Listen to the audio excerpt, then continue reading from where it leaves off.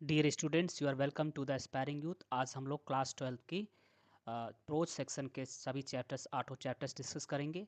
और 8 चैप्टर्स में हमारे परीक्षा के लिए कौन से चैप्टर्स और उनके कौन से क्वेश्चंस इंपॉर्टेंट हैं, ये सब कुछ हम इस क्लास में समझेंगे। ठीक है, तो सब शुरू करते हैं। हमारा जो सबसे पहले चैप्टर है, पहला, जिसका शीर्षक है द लास्ट स्टेशन।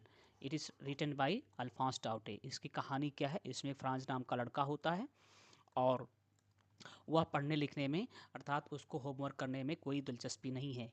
वह उसको एम हैमल नाम के उसके अध्यापक हैं, जो फ्रांसीसी भाषा की ग्रामर पढ़ाते हैं, लैंग्वेज पढ़ाते हैं, भाषा पढ़ाते हैं। और वह उनसे बड़ा चिढ़ता है। उनको लगता है कि जो उसके टीचर हैं एम हैमल, बहुत ही स्ट्रिक्ट टीचर हैं, है ना। भले स्ट्रिक्ट हैं, उसके बावजूद भी वह उनका काम करके नहीं लाता है। मीन्स उनके द्वारा जो वर्क दिया जाता है, होमवर्क दिया जाता है, उसको पूरा नहीं करता है। पढ़ने लिखने में उसका मन नहीं लगता है। लेकिन होता क्या है, एक दिन अ, जब वो स्कूल पहुंचता है देर से, हिचकिचाता हुआ, डरता हुआ कि कहीं स्कूल में उसको डांट ना पड़े। लेकिन जब वो अंदर पहुंचता है तो अध्यापक उसको बताते हैं कि अब उनकी वो लास्ट लेसन है, मीन्स लास्ट क्लास है, क्योंकि उसके बाद अब वहाँ पर फ्रांसीसी भाषा नहीं पढ़ाई जाएगी। ऐसा इसलिए है क्योंकि जर्मनी ने क्या किया है, उस डिस्ट्रिक्ट में को, जिस डिस्ट्रिक्ट में वो स्कूल बना हुआ है, उसको कब्जे में कर लिया, अर्थात उसको उसने जीत लिया है। तो अब वहाँ पर नियम कानून किसके लागू हो जाएंगे? जर्मनी के हिसाब से। इसलिए वहाँ पर भाषा आप कौन सी जो स्कूल में, स्कूल और कॉलेजेस में, बाकी इंस्टीट्यूशंस में जो ऑफिशियल लैंग्वेज होगी पढ़ने की और पढ़ाने की, है ना, वो कौन सी हो जाएगी? वो अब जर्मन भाषा हो जाएगी। यह सुनते ही फ्रांस को बड़ा ही जो है उसको रिग्रेट होता है अपने उन लापरवाही पर, है ना। और वहाँ पर देशभक्ति हमको देखने को मिलती है कि किस तरह से वो दिखाई पड़ता है। सिर्फ फ्रांस में ही नहीं, टीचर में ही नहीं, बल्कि वहाँ पर गांव वाले भी बड़े सम्मान में आते हैं। और जो है भाषा, क्योंकि वो उनकी मास्टर साहब की क्या है, लास्ट क्लास है। ठीक है, लास्ट लेसन है फ्रांसीसी भाषा का। वो इसके लिए सम्मान के रूप में, सम्मान देने के लिए गांव वाले भी आए हुए हैं, जो कि दिखाता है कि वो अपनी भाषा से अब कितना लगाव रखते हैं। जो कि एक झलक एक प्रकार की झलक है ना। देशभक्ति की भी झलक हमको देखने को मिलती है। तो कहानी क्या है, ये अल्सेस नाम के शहर में, डिस्ट्रिक्ट में सेट है। मीन्स कहानी अल्सेस नाम के डिस्ट्रिक्ट की है, जहाँ के स्कूल में जो है फ्रांस पढ़ता था। और ड्यूरिंग द फ्रेंको वार, ये कहानी कब की है? फ्रांस और पर्शिया के बीच में। पर्शिया उस समय, इस समय का जो जर्मनी है, उस समय क्या था? पर्शिया था, है ना। तो वो उसने किसको जीत लिया था? फ्रांस के डिस्ट्रिक्ट को जीत लिया था। कौन से? अल्सेस एंड लॉरेन नाम के डिस्ट्रिक्ट को। इसमें जो लड़का है, France attends his last French lesson under M Hamel. वो एम हैमल उसको पढ़ाते हैं। वो क्लास में जाता है उनकी लास्ट क्लास को अटेंड करने के लिए। हालांकि उसको पता नहीं था पहले से कि ये उसकी लास्ट क्लास होगी, वो तो बाद में पता चलता है ना। तो पर्शियंस इम्पोज जर्मन, क्योंकि आदेश आया है, अध्यापक ने बताया, अध्यापक ने ही उसको बताया था क्लास में कि जर्मनी से आदेश आया है कि अब वहाँ पर फ्रांसीसी भाषा नहीं बल्कि जर्मन भाषा पढ़ाई जाएगी। यह एक प्रकार से सदमे के समान थी। किसके लिए? फ्रांस के लिए। एम हैमल्स पैशनेट फेयरवेल, और इस फेयरवेल को, मतलब वो अंतिम क्लास को, उनकी जो विदाई की ये क्लास थी, वो इस तरीके से प्रेजेंट करते हैं जिससे कि वहाँ पर उपस्थित सभी जो लोग हैं उनमें इवोक्स पेट्रियटिज्म, देशभक्ति जो है भर जाती है। मीन्स देशभक्ति सबके दिलों में उमड़ने लगती है और सबको पश्चाताप होने लगता है, अमंग विलेजर्स, गाँव वालों को भी, फ्रांस को भी, है ना। और साथ ही साथ में अध्यापक को भी अपनी लापरवाही को लेकर के रिग्रेट होता है। और दिखाई देता है कि किस प्रकार से उनको खेद है इस बात का कि उन्होंने अपनी भाषा को इतना महत्व नहीं दिया, उसको पढ़े पहले कभी जब अवसर था तब सीखने का प्रयास नहीं किया। फिर भी अध्यापक ने उन लोगों से अपील की थी कि किसी भी कीमत पर उनको अपनी इस मातृभाषा को बना के और बचा के रखना चाहिए। ठीक है, तो अवेकनिंग हिज लैंग्वेज वैल्यू। अब यहाँ पर सबको उस भाषा के, यहाँ तक कि फ्रांस को भी अपनी मातृभाषा के महत्व को समझ में आ गया उस दिन। एंड एज कल्चरल आइडेंटिटी, उसको ये भी समझ में आ गया कि भाषा ही हमारी जो है एक पहचान होती है, स्वतंत्रता की पहचान होती है, और एक हमारी एक प्रकार से आइडेंटिटी होती है। भाषा, भाषा के माध्यम से ही, जैसे हम हिंदी बोलते हैं तो बाहर यदि हम जाते हैं तो हमें कहीं ना कहीं अपनी भाषा के द्वारा ही लोग हमें इंडियन कहते हैं, समझ में आता है उनको। जिस तरह से हमारे कपड़े से, हमारे पहनावे से लोग बाहर समझ पाते हैं कि आप कहाँ से बिलोंग करते हैं, उसी तरह से भाषा से भी लोग पहचान पाते हैं कि आप किस कंट्री से, किस नेशन से बिलोंग करते हैं। तो भाषा हमारे लिए क्या होती है, एक प्रकार से पहचान होती है, आइडेंटिटी होती है, ठीक है। कल्चरल आइडेंटिटी होती है और फ्रीडम की आइडेंटिटी होती है। ये दर्शाती है कि आप गुलाम नहीं हैं, आज़ाद हैं, ठीक है। चलिए, discuss the theme of the patriotism. अब आपको दिखाना है कि क्या इस चैप्टर में पेट्रियटिज्म है एंड कल्चरल आइडेंटिटी, है ना। जो सांस्कृतिक पहचान है उसको डिस्कस करना है कि क्या इस पार्ट की थीम देशभक्ति और सांस्कृतिक पहचान है। How does M Hamel's final lesson, आपको दिखाना है कि एम हैमल का जो फाइनल लेसन है वो कैसे इम्पैक्ट डालता है फ्रांस पर एंड विलेजेस और गांव वालों पर। मींस उन एम हैमल की जो क्लास ने गांव वालों को किस तरह से प्रभावित किया, इसको आपको सिद्ध करना है, ठीक है। तो the story shows language as key to cultural identity and patriotism. ये जो कहानी है चैप्टर की वो दिखाती है कि जो भाषा होती है वह क्या होती है, संस्कृति का और संस्कृत का और देशभक्ति की पहचान है।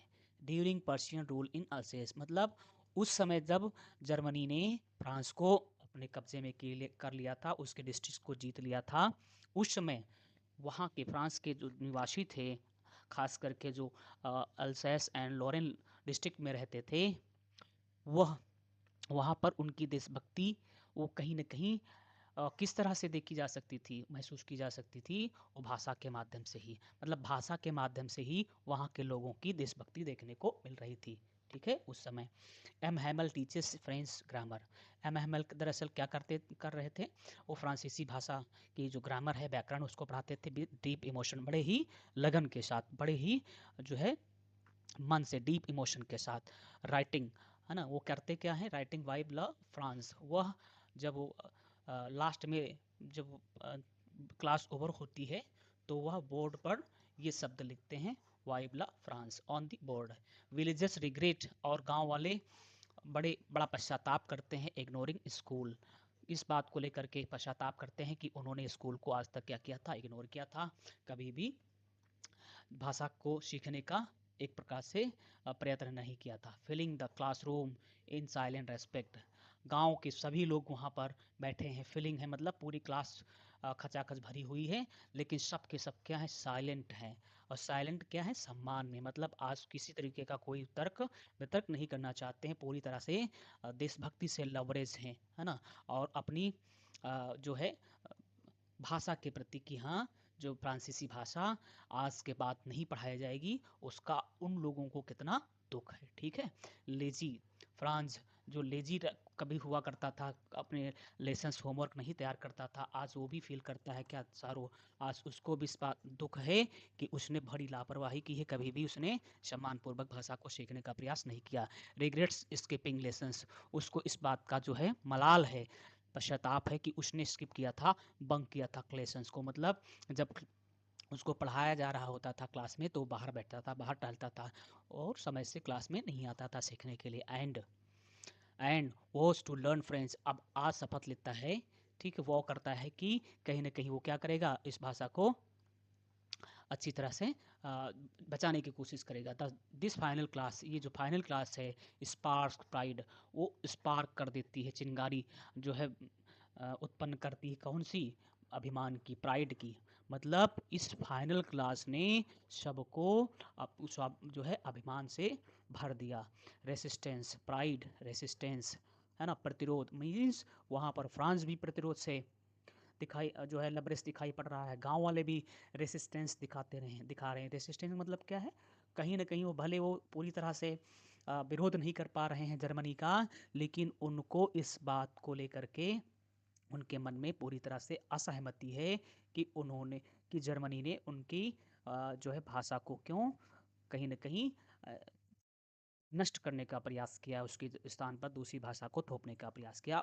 इस बात को लेकर के सभी गांव वाले भी क्या हैं, विरोध में दिखाई पड़ रहे हैं, रेसिस्टेंट, है ना।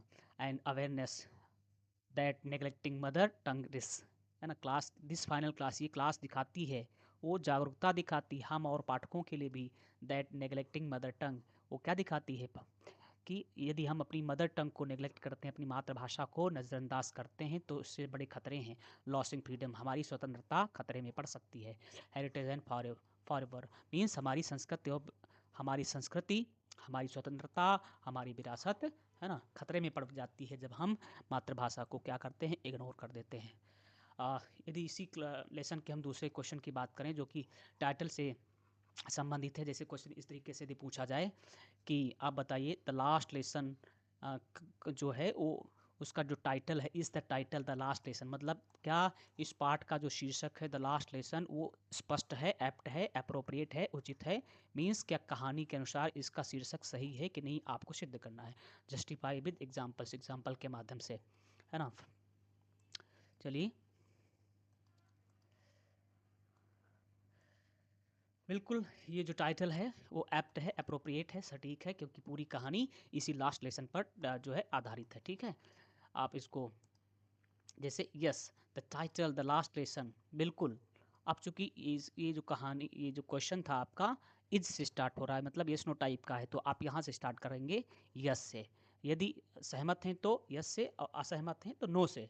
तो चूंकि यहाँ पर सहमति दिखानी है तो लेसन की मतलब आंसर की स्टार्टिंग का ऐसे होगी, यस से होगी। हाँ, द टाइटल जो शीर्षक है द लास्ट लेसन, इस पार्ट का द लास्ट लेसन फिट्स, बिल्कुल फिट बैठता है परफेक्टली, पूरी तरह से, as it marks the end of French, है ना, टीचिंग, क्योंकि ये चिन्हित करता है किसको, जो फ्रांसीसी भाषा है उसकी टीचिंग को लेकर के, अंडर ऑक्यूपेशन, जो कि कब्जे के अधीन होकर के, मतलब दूसरे, ऑक्यूपेशन मतलब क्या है, कब्जा।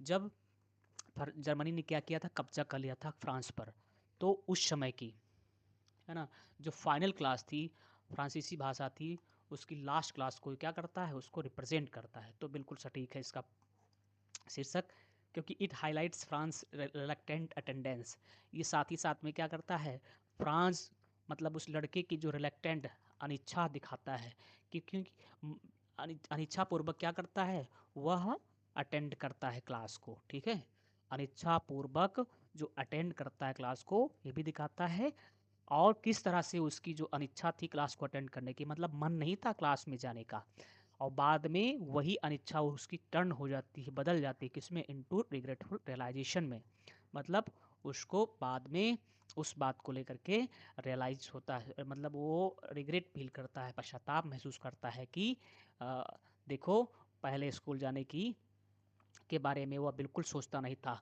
लापरवाही दिखाता था, बिल्कुल उसको क्लास में अटेंड करने का मन नहीं रहता था, अनिच्छा जताता रहता था, लेकिन आज क्या है, उसी चीज़ के लिए वो आज पश्चाताप महसूस कर रहा है। M Hamel's choked farewell, M Hamel ने क्या किया, चोक्ड फेयरवेल दिया वहाँ पर, चोक्ड मतलब रुधे हुए आवाज़ में, क्योंकि उनकी आवाज़ क्या है, मतलब पूरी तरह से नहीं निकल पा रही थी, वो इतना भावुक थे, भावुक होने की वजह से उनके उनके मुंह से शब्द नहीं निकल पा रहे थे, इसीलिए वहाँ पर उस स्थिति की गंभीरता को दिखाने का प्रयास कर रहा है राइटर। यहाँ पर कहता है कि एम हैमल ने क्या किया, बोर्ड पर, है ना, सिर्फ लिख करके वहाँ पर विदाई दी, और वो बोल नहीं सका, इतना वो टूटा हुआ था, भावुक था, अपनी भाषा के लॉस को लेकर के, किस तरह से उनकी भाषा पर जो है पाबंदी लगा दी गई है। ठीक है, तो वो राष्ट्रीयता के जो है राष्ट्रीयता को भी दिखाता है, देशभक्ति को भी दिखाता है ना, अपनी मातृभाषा के प्रति प्रेम को भी दिखाता है। Black board message, black board पर जो उन्होंने मैसेज लिखा था, वो सिंबलाइज करता फाइनल डेफियंस, कि ये उनकी क्या फाइनल डेफियंस है। फाइनल डेफियंस का मतलब क्या है, आखिरी उनकी अवज्ञा है। ठीक है, कहीं ना कहीं यहाँ पर एक प्रतिरोध दिखा रहे हैं, क्योंकि लिख करके फ्रांस की ही जय जयकार कर रहे हैं, और क्योंकि उस बोर्ड पे उन्होंने क्या लिखा था, ये शब्द लिखे थे उन्होंने,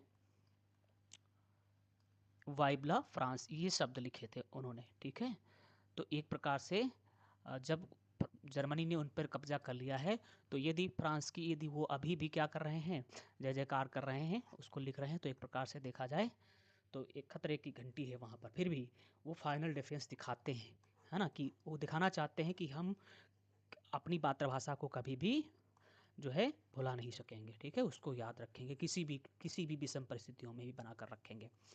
प्रेजेंस शोज कलेक्टिव लॉस, यहाँ पर दिखाता है कि किस तरीके से किसी एक का यहाँ पर नुकसान नहीं हुआ है, एक कलेक्टिव लॉस हुआ है, मतलब भाषा की पाबंदी एक प्रकार से जो है सबका एक सामूहिक सामूहिक हानि हुई है। The simple phrase captures emotional weight जो उन्होंने लिखा था वाइब ला फ्रांस, यह एक फ्रेज़ थी, बहुत ही सिंपल थी भले, लेकिन ये भाव भाव जो इमोशनल वेट को दिखाती है, देखा जाए वह उस भार को दिखाती है, भावनात्मक भार को दिखाती है, क्योंकि जब लिख रहे थे बोर्ड पर, तो साथ ही साथ में उनके चेहरे को भी यदि देखा जाए तो दिखा रहा था कि किस तरह से वह बड़े भावुक हैं। कौन? मिस्टर एम हैमल बिल्कुल बोल नहीं पा रहे थे। आप कल्चरल इरेजर, क्योंकि उनकी संस्कृति को इरेज किया जा रहा है, नष्ट नष्ट करने का प्रयास किया जा रहा है। अर्जिंग, वहाँ पर वो अपील करना चाहते हैं लोगों से कि हमें अपनी मातृभाषा की को वैल्यू करना चाहिए, कि जो है उसको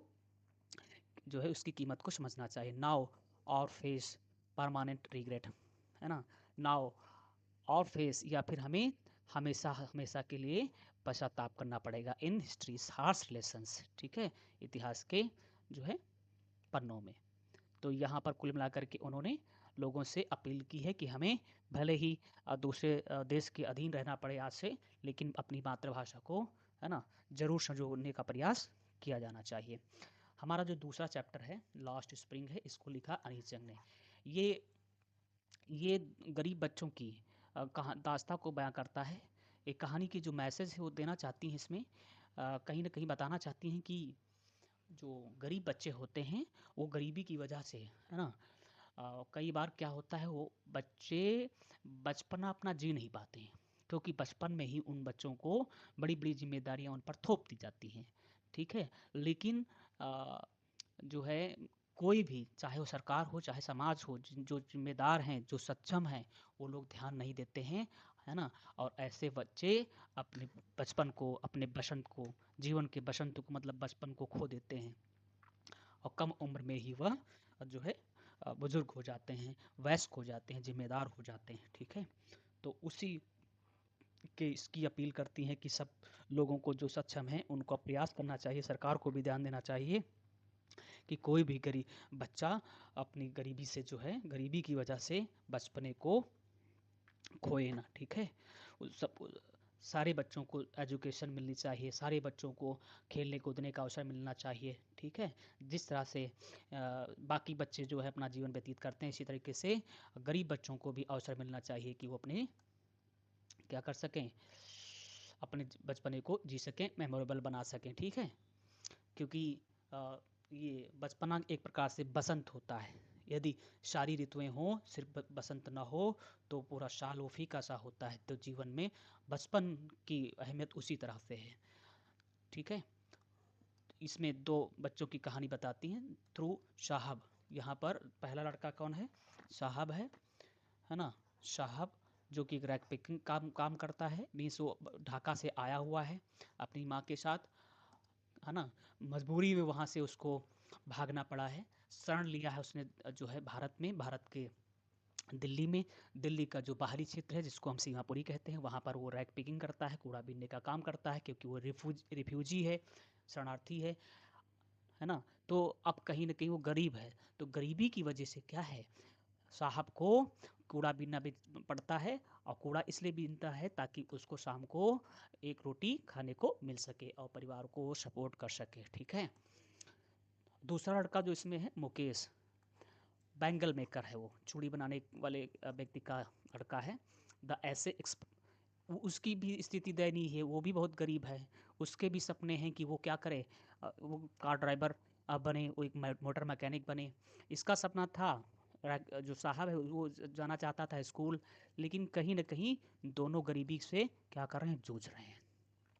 द ऐसे एक्सपोजेस, ये जो ऐसे है वो एक्सपोज करता है ना, लेबर स्टोल इन इंडिया, जो भारत में कहीं न कहीं बाल श्रम है, बाल मजदूरी है, उसकी तस्वीर को उद्घाटित करता है और दिखाता है चैप्टर। ये ऐसे दिखाता है कि किस तरह से कानून बने होने के बावजूद भी बहुत सारे बच्चे ऐसे हैं जो कहीं न कहीं अपने जीवन की बसंत को नहीं जी पाते हैं, है ना। पॉवर्टी ट्रैप्स, क्योंकि गरीबी उनको ट्रैप कर लेती है, अप जो है हावी रहती है, गरीबी उन पर हावी रहती है, गरीबी की वजह से बच्चे अपना बचपना नहीं जी पाते हैं। स्टीलिंग एजुकेशन, उनको जो है बच्चे क्या करते हैं, गरीब बच्चे, उनको एजुकेशन नहीं मिल पाती है, उनकी जो शिक्षा का अवसर है वो छीन लिया जाता है, है ना, चोरी हो जाता है, खो जाता है। एंड चाइल्डहुड, यहाँ तक कि उनका पूरा बचपना खो जाता है, चोरी हो जाता है। चोरी क्यों हो जाता है? क्योंकि छोटा बच्चा जब वो 5 से लेकर के 15 साल का बच्चा है, उसको क्या किया जा रहा है, होटल पे का अ, उसको काम करना पड़ता है, कूड़ा बीनने का काम करना पड़ता है, फैक्ट्री में काम करना पड़ता है, जिसकी वजह से वह एंजॉय नहीं कर पाता है अपने बचपने को। तो बचपने को एंजॉय नहीं कर पाता, इसका मतलब है उसका बचपना क्या हो जाता है, लॉस्ट हो जाता है, खो जाता है। ठीक है, कम उम्र में ही, बालपन में ही वह कहीं ना कहीं देखा जाए तो उसको एक जो है वयस्क की तरह जिम्मेदारियां उस पर थोप जाती हैं, है ना। तो यहाँ पर जो लेखिका हैं वो क्या करती हैं, वो आलोचना करती हैं सोसाइटल नेग्लेक्ट, मतलब समाज में जो सक्षम लोग हैं वो किस तरह से ध्यान नहीं देते हैं। भाई सब तो नहीं उस बंदोबस्त कर सकेंगे, लेकिन जो लोग सक्षम है, क्योंकि देखा जाता है प्रायः कि भले ये गरीब बच्चे समाज में क्या करते हैं, वो एक एक रोटी के टुकड़े के लिए मोहताज हैं, एक कपड़े के एक जोड़ी जूते चप्पल के लिए मोहताज हैं, वो एक स्कूल में नहीं जा सकते, पढ़ नहीं सकते हैं, है ना। और उधर जिनके पास अथाह और अकूत संपदा है, पैसा है, ठीक है, उनको खुद नहीं पता है कि उनके पास कितना पैसा है, अनगिनत अथाह है, तो एक डंप है, एक ढेर के समान है पैसा। तो उन लोगों को कहीं ना कहीं देखा जाए कि यदि वो प्रयास करें, ध्यान दें, तो इन बच्चों का बचपना खोने से बचाया जा सकता है। और कहीं न कहीं जो सिस्टम है, सरकार है, उसको भी जागरूकता लाने, मतलब इसमें ध्यान देने की ज़रूरत है कि सभी ऐसे बच्चों को चिन्हित किया जाए जो कहीं न कहीं गरीबी की वजह से क्या कर रहे हैं, अपना बचपना खो दे पा रहे हैं। क्योंकि उनके जो गार्जियन होते हैं, पेरेंट्स होते हैं, वो भी इतने अवेयर नहीं होते हैं, है ना। उनको पता ही नहीं होता है कि उन जो उनके बच्चे हैं वो कर क्या रहे हैं और उनको करना क्या चाहिए। ठीक है, तो जिम्मेदार लोगों के लिए यहाँ पर ध्यान दिलाना चाहती हैं जो लेखिका हैं। ठीक है, calling for reforms to reclaim their spring of hope, ताकि वह बच्चे अपना बसंत इंजॉय कर सकें, अपना जो बचपना है उसको जी सकें अच्छी तरह से।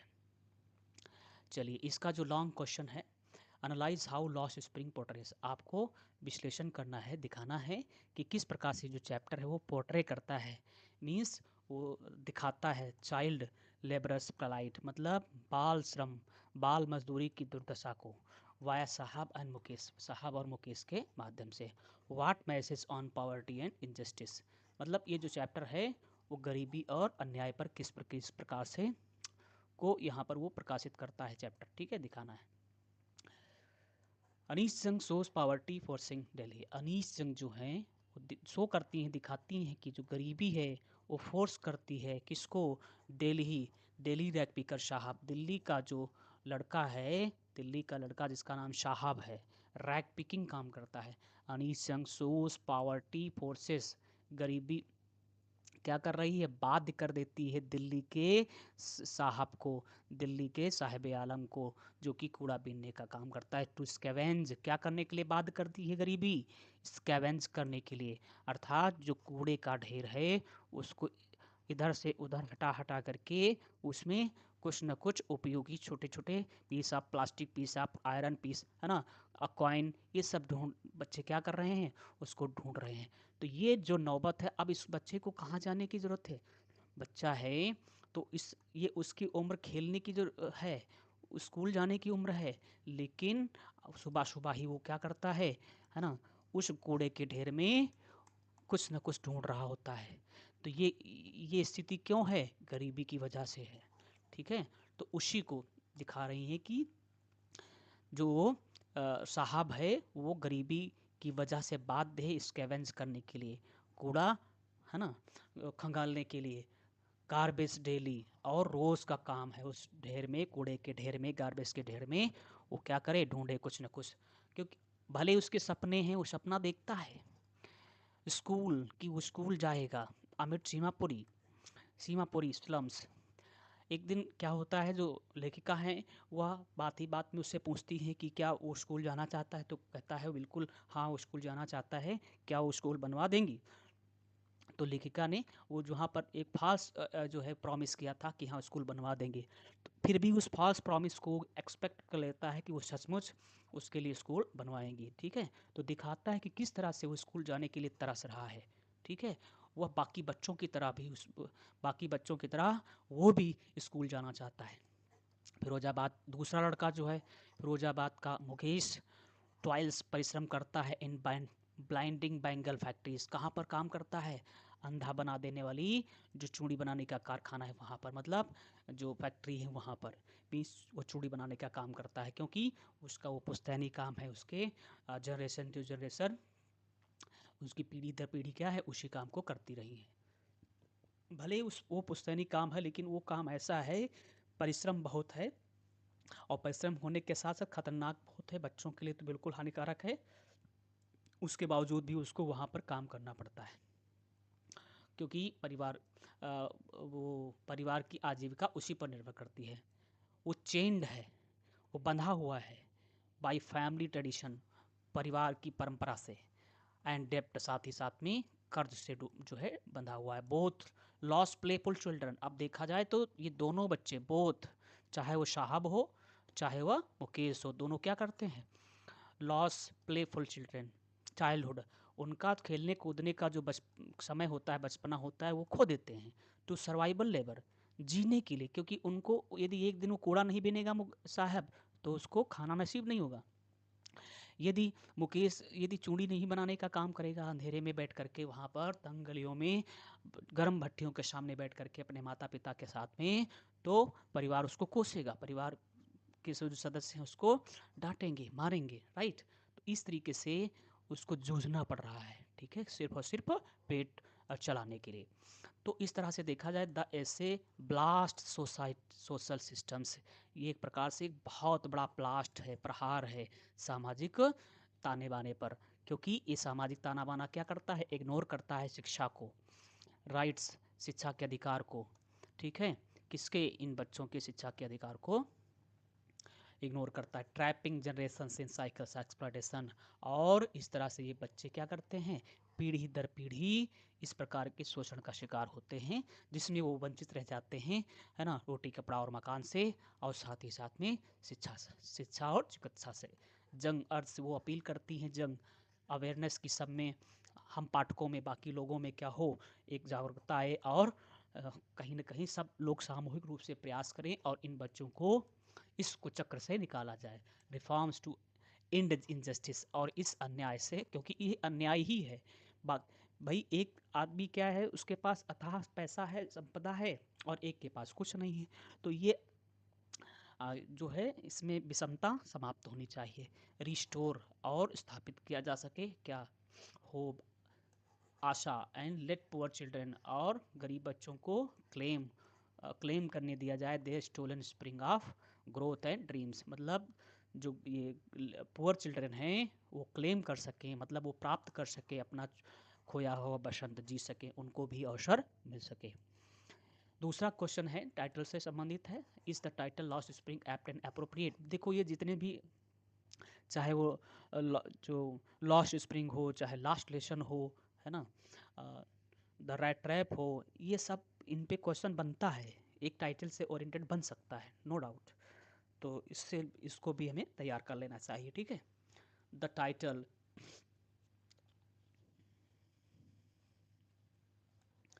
जो टाइटल है the last spring is perfectly apt, बिल्कुल एप्ट है, स्पष्ट है, एंड अप्रोप्रिएट, वो उचित है ना, कहानी के अनुसार बिल्कुल सही बैठता है। इट सिम्बलाइजेस, ये एक प्रकार से प्रतीक है किसका? प्रोमिसेस, यूथ प्रोमिसेस की, युवाओं की जो प्रोमिसेस होती हैं, क्या होती है प्रोमिसेस? मतलब जो youth promise, it symbolizes youth promise को, की जो युवाओं की जो प्रॉमिस होती है उसको, है ना, दर्शाता है। क्रस्ट, क्योंकि जो युवाओं की जो प्रॉमिस होती है, युवाओं से जो वायदे किए जाते हैं वो दरअसल क्या हो जाते हैं? क्रश कर दिए जाते हैं बाई पॉवर्टीज, है ना। हार्श विंटर, जो गरीबी नाम की एक प्रकार से हार्श विंटर है ना। हार्श विंटर मतलब कमर तोड़ देने वाली सर्दी, कौन सी? गरीबी नाम की। वो क्या करती है? वह चाइल्डहुड नाम के चाइल्डहुड नाम के जो स्प्रिंग है, वसंत है ना, उसको वह क्रश कर देती है। साहब्स बेयर फीट, साहब के नंगे पाँव, on trash heaps echo barren hope, है ना। जो नंगे पाँव से क्या करता है, वो कूड़े में कूड़ा बीनने का काम करता है। वो क्या करता है, हीप इको बैरन होप, वो क्या दर्शाता है, वह इको बैरन होप दिखाता है। मतलब उनकी आशाएं, मतलब जो कि कभी पूरी नहीं होती नजर आ रही। मुकेश डिम फर्नेस आइज, है ना। मुकेश जो कि एक धुंधली रोशनी में बैठ करके भट्टी के सामने, फर्नेस के सामने, जहाँ पर ग्लास को गलाया जाता है, आइस रिफ्लेक्ट स्टोलन लाइट, ठीक है। वो इस बात का प्रतीक है कि किस तरीके से उनकी जो वास्तविक जो उनके जीवन का प्रकाश है, किस तरह से जो है स्टोल कर लिया जाता है। उनकी सिर्फ आंखें ही नहीं जाती हैं, उनकी रोशनी ही नहीं जाती है, बल्कि देखा जाए तो उनके जीवन का ही उजाला स्टोलन हो जाता है, चोरी हो जाता है, क्योंकि वह जी ही नहीं पाते हैं जीवन को उस तरह से। टाइटल इवोक्स, ये बिल्कुल इवोक करता है, सटीक बैठता है सीजनल रिन्यूअल, कि किस प्रकार से सीजनल रिन्यूअल होता है। मीन्स हमारे ऋतुओं में देखा जाए, भले गर्मी होती हो, बरसात होता हो, ठंडक पड़ती हो, है ना, शीत ऋतु आती हो, लेकिन कम से कम उसमें बसंत आता तो है। लेकिन इन गरीबों के जीवन में ये भी संभव नहीं हो पाता है। Denied to labourers, renewal denied labourers critiquing India slums. कहीं ना कहीं लेखिका क्या करती हैं, भारत की जो ये स्लम व्यवस्था है, मीन्स ये जो झुग्गी झोपड़ियों में रहने वाले लोगों का ये जो जीवन है, वहाँ पर रहने वाले जो बच्चे हैं, उनके जीवन की दृश्य को देख करके वो कहीं ना कहीं दिखाना चाहती है कि समाज किस तरीके से बहुत ही मतलबी है, और इन लोगों को, इन बच्चों की परवाह नहीं करता है। चिल्ड्रन मैच्योर टू सून, क्योंकि ये बच्चे कम उम्र में ही जब इन पे जिम्मेदारियां थोप दी जाती हैं तो ये मैच्योर हो जाते हैं उम्र से पहले, ठीक है। विदाउट स्कूल और प्ले, ना तो इनको स्कूल जाने का अवसर मिलता है, ना खेलने कूदने का अवसर मिलता है। Junks metaphor powerfully captures innocence lost. यहाँ पर जो इन्होंने मेटाफर यूज़ किया है, मतलब मेटाफर क्या है, रूपक। यहाँ पर चाइल्डहुड को मतलब बचपने को इन्होंने बराबर किसके बताया, स्प्रिंग के, मतलब बसंत के, ठीक है। जिस तरह से सबसे खूबसूरत सीज़न कौन सा होता है, स्प्रिंग का होता है, इसी तरह से सारी एज की जो अलग अलग, है ना, अवस्थाएं हैं, उनमें सबसे खूबसूरत कौन होता है, चाइल्डहुड होता है। तो ये बच्चे क्या कर देते हैं, उसी चाइल्डहुड के इनोसेंस को, भोलेपन को गरीबी नष्ट कर देती है। वो कम उम्र में ही बच्चे क्या हो जाते हैं, बड़े बुजुर्गों की तरह उनका बर्ताव हो जाता है, उनकी सोच हो जाती है, उनकी परवाह हो जाती है, ठीक है।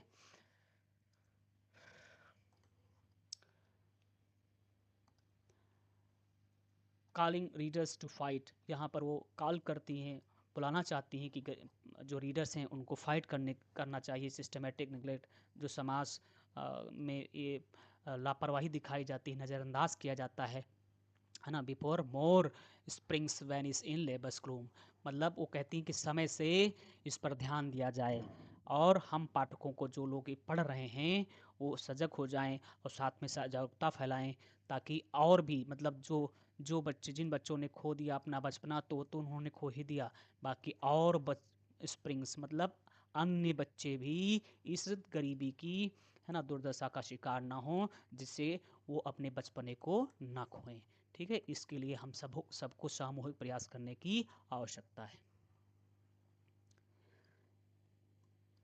नेक्स्ट चैप्टर हमारा है डीप वाटर। डीप वाटर मतलब गहरा पानी। ये एक ऑटोबायोग्राफिकल ऐसे है, इसको किसने लिखा है, विलियम डगलस ने लिखा है, ठीक है। वह जो अपने डर के बारे में बताते हैं, अपने फोबिया के बारे में बताते हैं कि किस प्रकार से एक बार क्यों, दो बार उनके साथ जीवन में ऐसी घटनाएं घटती हैं, जिससे कि पानी से वो बहुत डरने लग जाते हैं, क्योंकि पर पानी के साथ, मतलब पानी के साथ ऐसी दुर्घटना घटती है ना, कि वह पानी को देख करके क्या करने लगते हैं, बहुत ही जो है डर जाते हैं, स्कैर्ड हो जाते हैं। होता क्या है, जब वो 3-4 साल के रहते हैं, तो जो एक दिन वो अपने पिताजी के साथ कैलिफोर्निया बीच पर टहल रहे होते हैं, और एक हाई वेव आती है समुद्र की और बच्चे को क्या कर देती है, वो धकेल देती है, मतलब उसी में वह गिर जाता है और वो जो वेव होती है वो उसके ऊपर से निकल जाती है। बच्चा सहम जाता है, मतलब बच्चे के लिए बहुत बड़ी बात थी, उसके लिए वो एक सदमे के समान था। लेकिन उसके पिता वहाँ पर, चूँकि वो बड़े हैं, उनको पता है कि ये वेव कुछ नहीं बिगाड़ पाएगी, आई है और चली जाएगी, चूँकि वो उसके साथ में तो खड़े ही हैं, उसको तो बचा ही लेंगे, है ना? तो उनको मस्ती सूझती है, लेकिन बच्चे के लिए ये बहुत बड़ा एक प्रकार से देखा जाए एक डरावनी जो है इंसिडेंट थी।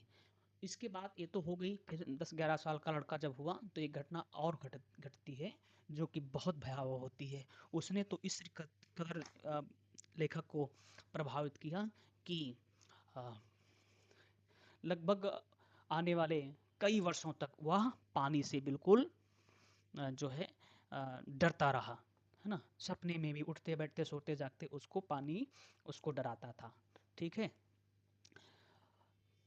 क्या होता है कि जब वो वही 10-11 साल का जब था तो वह एक पूल के पास बैठा हुआ था, वहाँ पर एक दुष्ट लड़का आता है और उसको पानी में फेंक देता है, उठा देता अचानक, और उसे वो डूबते हुए बचता है, कोई उसको आता है और निकालता है, लेकिन उसका डर इतना गहरा उसको उसमें सता दे वह बैठ जाता है कि वह दोबारा बोटिंग करने के लिए भी पानी के पास नहीं जाता था, मछली पकड़ने के लिए भी नहीं जाता था, भले कोई साथ में हो या ना हो, ठीक है? कई सालों तक वह पानी के पास ही नहीं गया, लेकिन अंत में उसने कहा कि ये तो एक प्रकार से हैंडीकैप सी है ना? जीवन इस तरह से हम डर-डर के कैसे बिताएँगे? क्यों ना हम इस डर को हमेशा-हमेशा के लिए मिटा देते हैं अभ्यास के द्वारा, किसी कोई ना कोई तो उपाय होगा। तो उसने डिसाइड किया कि वह क्या करेगा, तैराकी सीखेगा, क्योंकि तैराकी के माध्यम से वो इस डर को क्या कर सकता था, हमेशा-हमेशा के लिए मिटा सकता था। ट्रेनिंग लेता है तैराकी की और तो फिर बड़ा अच्छा तैराक बनता है और अंत में वह अपने उस उद्देश्य में सफल भी हो जाता है, ठीक है? तो ये लेसन दिखाता है कि यदि हम ठान लें तो कुछ भी असंभव नहीं है, सब कुछ संभव है। कोई भी मुसीबत, कोई भी चैलेंज, कोई भी, है ना, डर हमको डरा नहीं सकता है, बशर्ते कि हमारा जो अ, अडिग हमारा एक रेज़ोल्यूशन होना चाहिए, एक फ़र्म डिटर्मिनेशन होना चाहिए, है ना? और हम एक कंसिस्टेंसी के साथ, परसिवरेंस के साथ अपने गोल को अचीव कर सकते हैं किसी भी विषम परिस्थिति में भी। क्लियर? चलिए, ये समरी है, थोड़ा सा समझ लेते हैं। Douglas overcomes childhood drowning trauma. जो बचपन का एक उनके साथ घटना घटित हुई थी, ट्रॉमा था, जो डर था, उससे वो किसी तरह से निकलते हैं। इस कहानी में दिखाया गया थ्रू स्विम लेसन्स, मतलब जो घटना घटित हुई थी इनके साथ जिसमें वो डूबते हुए बचे थे, उसने उसको इतना झकझोर दिया था, उसने डरा दिया था कि वो कई साल लग गए उस डर से निकलने के लिए। हालांकि उन्होंने अपनी मेहनत के बदौलत, अपने अभ्यास की बदौलत क्या किया, उस डर से वो बाहर निकल सके। यहाँ तक कि वो मास्टरिंग ब्रीदिंग और बड़े एक्सपर्ट हो गए, वो ब्रीदिंग कर पाने लगे, फ्लोटिंग करने लगे, तैर पाने लगे। एंड स्ट्रोक मतलब पानी में वो इतनी इतनी ज़्यादा मेहनत उन्होंने की एक ट्रेनर के द्वारा, एक इंस्ट्रक्टर के द्वारा, जिसने बाकायदा उनको सीखना तैरना सिखाया, ठीक है? जिससे कि वो बहुत ही अच्छे तैराक हो गए, बिल्कुल एक मास्टर हो गए, ठीक है? ही परसिस्टेंस, उनकी जो निरंतरता है, कंकस डी फियर, वो क्या करती है, वह उनके मन में बैठा हुआ जो डर था उसको जीत लेती है। वो डर हमेशा हमेशा के लिए उनसे दूर हो जाता है। Teaching resilience against psychological barriers, ये कहानी भी बताती है कि यदि हम रेजिलेंस अगेंस्ट साइकोलॉजिकल बैरियर्स, यदि कंसिस्टेंसी के साथ क्या करते हैं, अभ्यास करते हैं, तो कोई भी मनोवैज्ञानिक डर हमको डरा नहीं सकता है, क्योंकि डर हमको तभी तक डराता है जब तक हम उसको क्या करते हैं, मनोवैज्ञानिक तरीके से डरते हैं, अर्थात जब तक हम उसके लिए कोई उसको फेस करने का, कन्फ्रंट करने का प्रयास नहीं करते हैं। यदि हम एक बार प्रयास करते हैं तो डर, कोई भी डर, है ना, हमेशा के लिए आपको नहीं वो डरा सकता है, ठीक है? चलिए, पहला क्वेश्चन है, describe Douglas fear overcoming journey. आपको उनकी जर्नी के बारे में बताना है कि किस तरीके से उनके साथ क्या घटना होती है और फिर उस घटना की वजह से उन पर प्रभाव क्या पड़ता है, और फिर उससे सिचुएशन से निकलने के लिए उन्होंने क्या प्रयास किया और क्या उनका प्रयास सफल रहा। Deep water, what techniques and lessons on fears.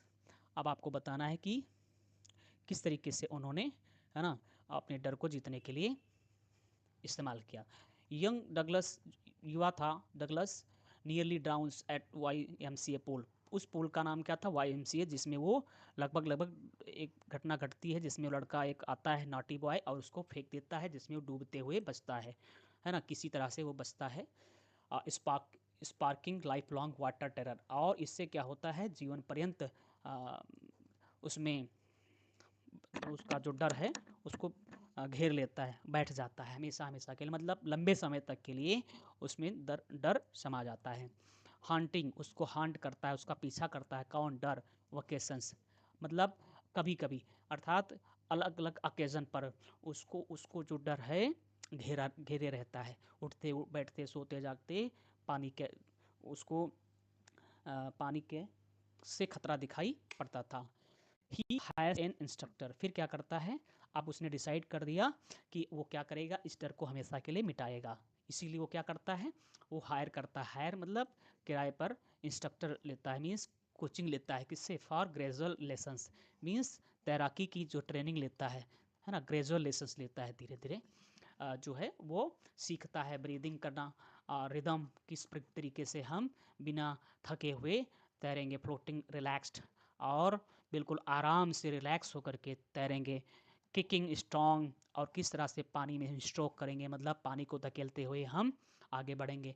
Full strokes, पूरी तरह से स्ट्रोक क्या करेंगे। प्रैक्टिस्ड ऑरली, कई कई घंटों तक उसने प्रयास किया।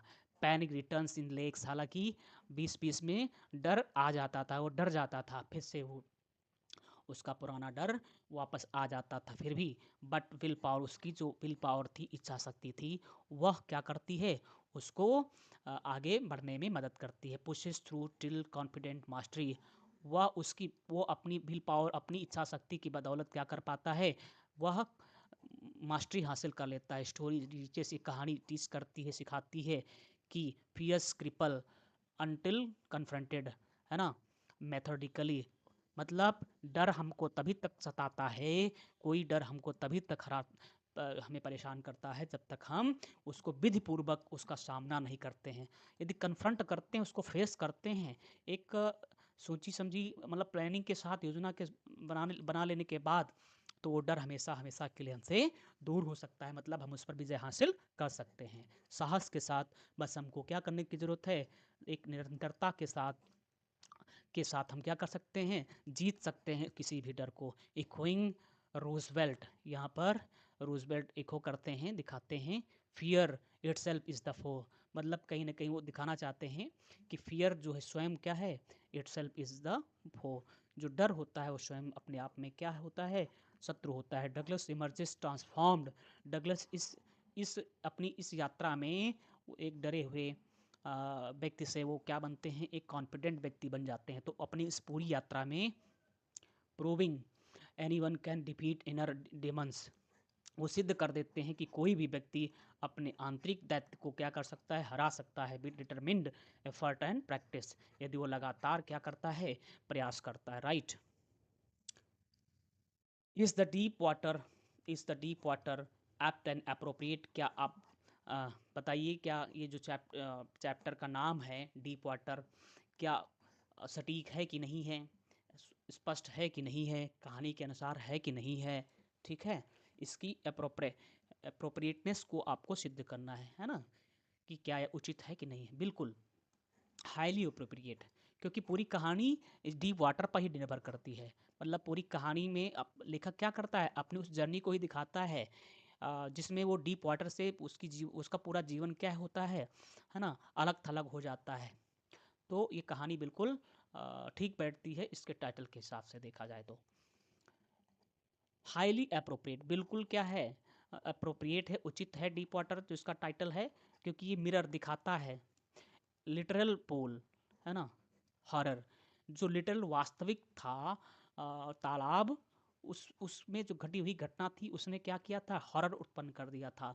डीप रूटेड फोबिया, मतलब उस घटना ने क्या किया, उसमें हमेशा हमेशा के लिए डर जो है बिठा दिया। रूटेड मतलब जो है डर उसमें समा गया, जो टाइटल है, द टाइटल इवोक्स सबमर्जन पैनिक, ये जो शीर्षक है वो दिखाता है कहीं ना कहीं, इवोक करता है डीप वाटर, मतलब जो डीप वाटर है, गहरा पानी, गहरे पानी से वो डरता था। तो ये जो गहरे पानी की घटना थी वो बार बार सबमर्जन पैनिक, उसको बार बार क्या करती थी, कहीं ना कहीं दर्द देती थी, पैनिक क्रिएट करती थी, घबरा जाता था।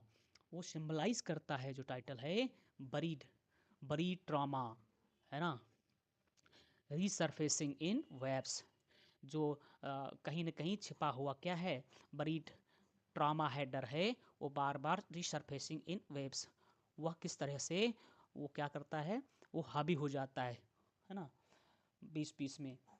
Douglas dives into fears, Douglas फिर क्या करते हैं, अब वो गोता ही लगाने लगते हैं डर के अंदर, वायलेशंस मतलब उसी डीप वाटर से जिससे उनको डर था, उसी में वो क्या करते हैं, गोते लगाने लगते हैं। ठीक है, क्योंकि अब उन्होंने ठान लिया था अब इस डर को हमेशा हमेशा के लिए मिटाना है। इमर्जिंग स्विमर, और अंत में उनका डिटर्मिनेशन काम आता है, सफल होता है, वह एक अच्छे तैराक सिद्ध हो जाते हैं। ये जो शीर्षक है कैप्चर्स जर्नी, वो उस यात्रा को दिखाता है, from drowning dread to joyful, कि किस प्रकार से डूबने की स्थिति होती है और फिर ड्रेड से, डर से वह एक जॉयफुल व्यक्ति बनते हैं। कॉन्क्वेस्ट इन पूल्स, और किस तरह से वह विजय हासिल करते हैं तालाब में, लेक्स, पूल्स में, लेक्स में, समुद्र में, सीज में।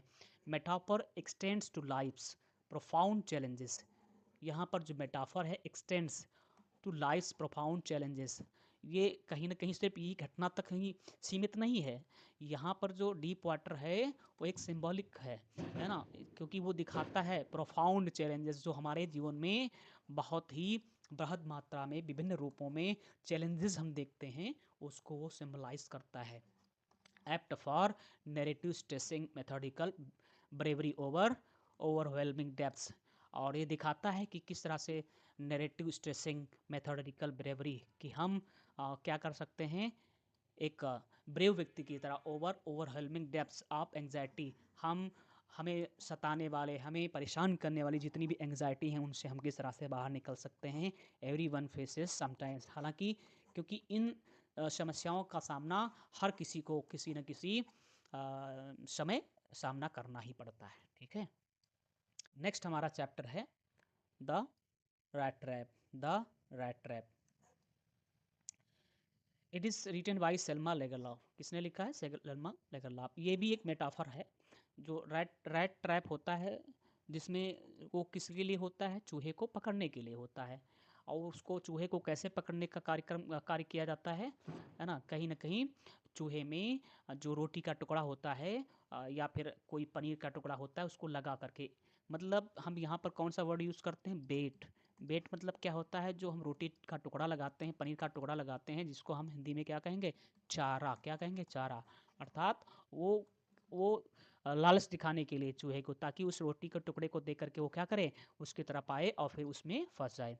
इसी तरह से जो इसमें लेखक है वो बताना चाहता है कि संसार क्या है, वह एक रैट ट्रैप है, एक बिग रैट ट्रैप है, क्योंकि जिस तरह से एक चूहा एक रैट ट्रैप में आता है एक रोटी के टुकड़े के लालच में और फंस जाता है, इसी तरह से इंसान भी है, इंसान भी एक चूहा है, और इस संसार रूपी चूहेदान में और क्या करता है, किसी न किसी लालच में आकर के फंसता रहता है ना, और इस तरह से उसकी ज़िंदगी क्या हो जाती, कन्फाइंड हो जाती है, सीमित हो जाती है, जिसमें वह चाह करके भी निकलना चाहता है, और लोग क्या करते हैं उसके बारे में एक धारणा बना लेते हैं। ठीक है, तो ये जो कहानी है अ सिनिकल पेडलर, एक थोड़ा सा सिनिकल पेडलर है, अपनी धुन में रहने वाला, विविंग लाइफ, वो क्या करता है, देखता है जीवन को एक रैट ट्रैप के रूप में देखता है, और फिर क्या करता है, एक दिन वो चुरा लेता है, स्टील्स देन रिडीम्स, वो चोरी कर देता है, स्टील्स मतलब चोरी कर लेता है,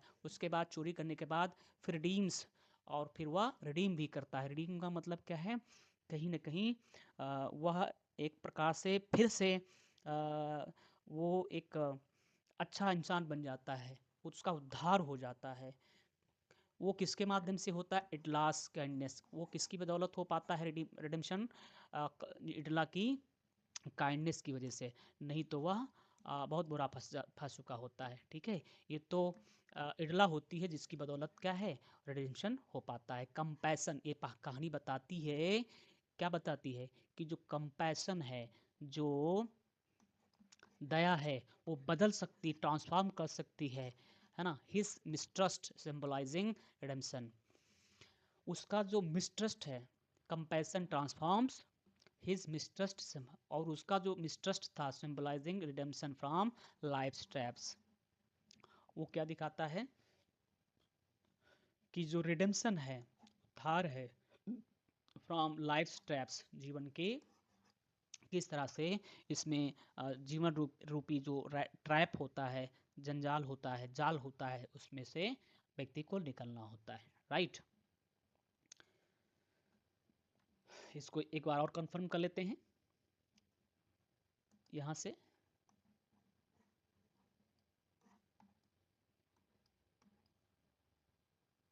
देखो, कंपैशन जो दया होती है, वो बदल सकती है, ट्रांसफॉर्म कर सकती है। हिज मिसट्रस्ट, है ना, कंपैशन ट्रांसफॉर्म्स मतलब उसको बदल देती है। किसको? पेडलर को। पेडलर को मीन्स एडला के द्वारा दिखाई गई दया ने उसको पूरी तरह से बदल दिया। वो एक मिसट्रस्ट व्यक्ति था, उसको किसी पर विश्वास ही नहीं होता था, वो हर किसी को शक की नज़र से देखता था, क्योंकि लोग उसको कभी अपनेपन से उसको अपना समझा ही नहीं, उसको करीब लिया ही नहीं था। इसीलिए वो भी एक भरोसे का आदमी नहीं रहा था। लेकिन वो बदल जाता है, सिंबलाइजिंग, और किस में बदल जाता है? एक एक अच्छे इंसान में बदल जाता है। ठीक है, सिंबलाइजिंग यहाँ पर कहीं ना कहीं ये एक सिंबल है, एक प्रतीक है, रिडेम्पशन फ्रॉम लाइफ ट्रैप्स, कि व्यक्ति क्या हो जाता है? रिडेम्पशन फ्रॉम लाइफ ट्रैप, जीवन रूपी इस ट्रैप से, जाल से किस तरह से व्यक्ति निकलता है, उसका उद्धार होता है। आपने देखा कि जैसे वाल्मीकि, महर्षि वाल्मीकि, है ना, कहीं न कहीं अपराध में संतप्त थे पहले, लेकिन जब उन पे कृपा होती है किसी ऋषि के द्वारा, तो वह एक नेक पुरुष में, नेक व्यक्ति में, महान आत्मा में बदल जाते हैं, ट्रांसफॉर्मेशन हो जाता है। ठीक है, नहीं तो क्या है? दर बदर उनका जीवन ऐसे भटकता। तो इसी तरह से यदि हम प्रेम के साथ व्यवहार करते हैं, अपनापन दिखाते हैं, तो एक कहीं ना कहीं टफ पर्सनालिटी को भी, एक सिनिकल पर्सनालिटी को भी हम, है ना, सुधारने के लिए अवसर दे सकते हैं, उसमें भी सुधार लाया जा सकता है। कुल मिलाकर के कहानी का ये तात्पर्य है। चलिए, पहला क्वेश्चन है, how does it loss kindness? आपको सिद्ध करना है, दिखाना है कि किस प्रकार से इटला की जो दयालुता है वो बदल देती है, change the peddlers world view. Peddler का जो दृष्टिकोण था संसार को देखने का, वो क्या था? वो संसार को रैट ट्रैप के रूप में दिखता था। तो ये जो रैट ट्रैप देखने की जो नज़रिया था, एक प्रकार से अपने आप में कहीं ना कहीं एक रियलिस्टिक तो है, लेकिन वो उसके लिए एक निगेटिविटी भी है। हर जगह पर वो, है ना, देखा जाए उसी के चक्र में वो फंस जाता है। एक्सप्लेन, अब आपको एक्सप्लेन करना है red trap, symbolism and redemption, कि रेड ट्रैप किस चीज़ का जो है प्रतीक है, और सिंबलिज्म एंड रिडेम्पशन, है ना, और कहीं ना कहीं रिडेम्पशन का इस चैप्टर में क्या महत्व है उसको दिखाना है, और कैसे रिडेम्पशन हो सकता है। तो दरअसल होमलेस पेडलर जो था, जिसका ना कोई घर था ना कोई ठिकाना था, है ना, वह दर बदर चलता फिरता रहता था। कौन? पेडलर, है ना, peddler, right. Homeless peddler paddles, वो क्या करता है? पैडल करता है, वो चलता फिरता है, मीन्स, है ना, वो पैदल ही चलता रहता है। पैडल्स रेड ट्रैप्स, सीज, और फिर क्या करता है? जो देखता है वर्ल्ड बेटिंग, संसार को, बेटिंग सोल्स, संसार क्या कर रहा है? वो बेटिंग सोल्स, लोगों को, आत्माओं को कहीं ना कहीं वो विभिन्न प्रकार के लालच देता है। कौन? संसार बेट करता है, मीन्स चारे दिखाता है। विद जॉयस, किस प्रकार के चारे? कभी आनंद का लालच देता है, जॉय का आनंद जो है लालच दिखाता है। माइजरी का, कई बार माइजरी का भी लालच देता है। और फिर क्या करता है, स्टील्स क्रॉप्टस, वो जो पेडलर है वो क्या करता है, चुरा लेता है। क्रॉप्टस क्रॉनर्स, है ना, क्रॉप्टर के क्रोनर्स को चुरा लेता है, मतलब उसके पैसे को चुरा लेता है। ठीक, चलो इसको हम थोड़ा सा और क्लियर करते हैं अच्छी तरह से।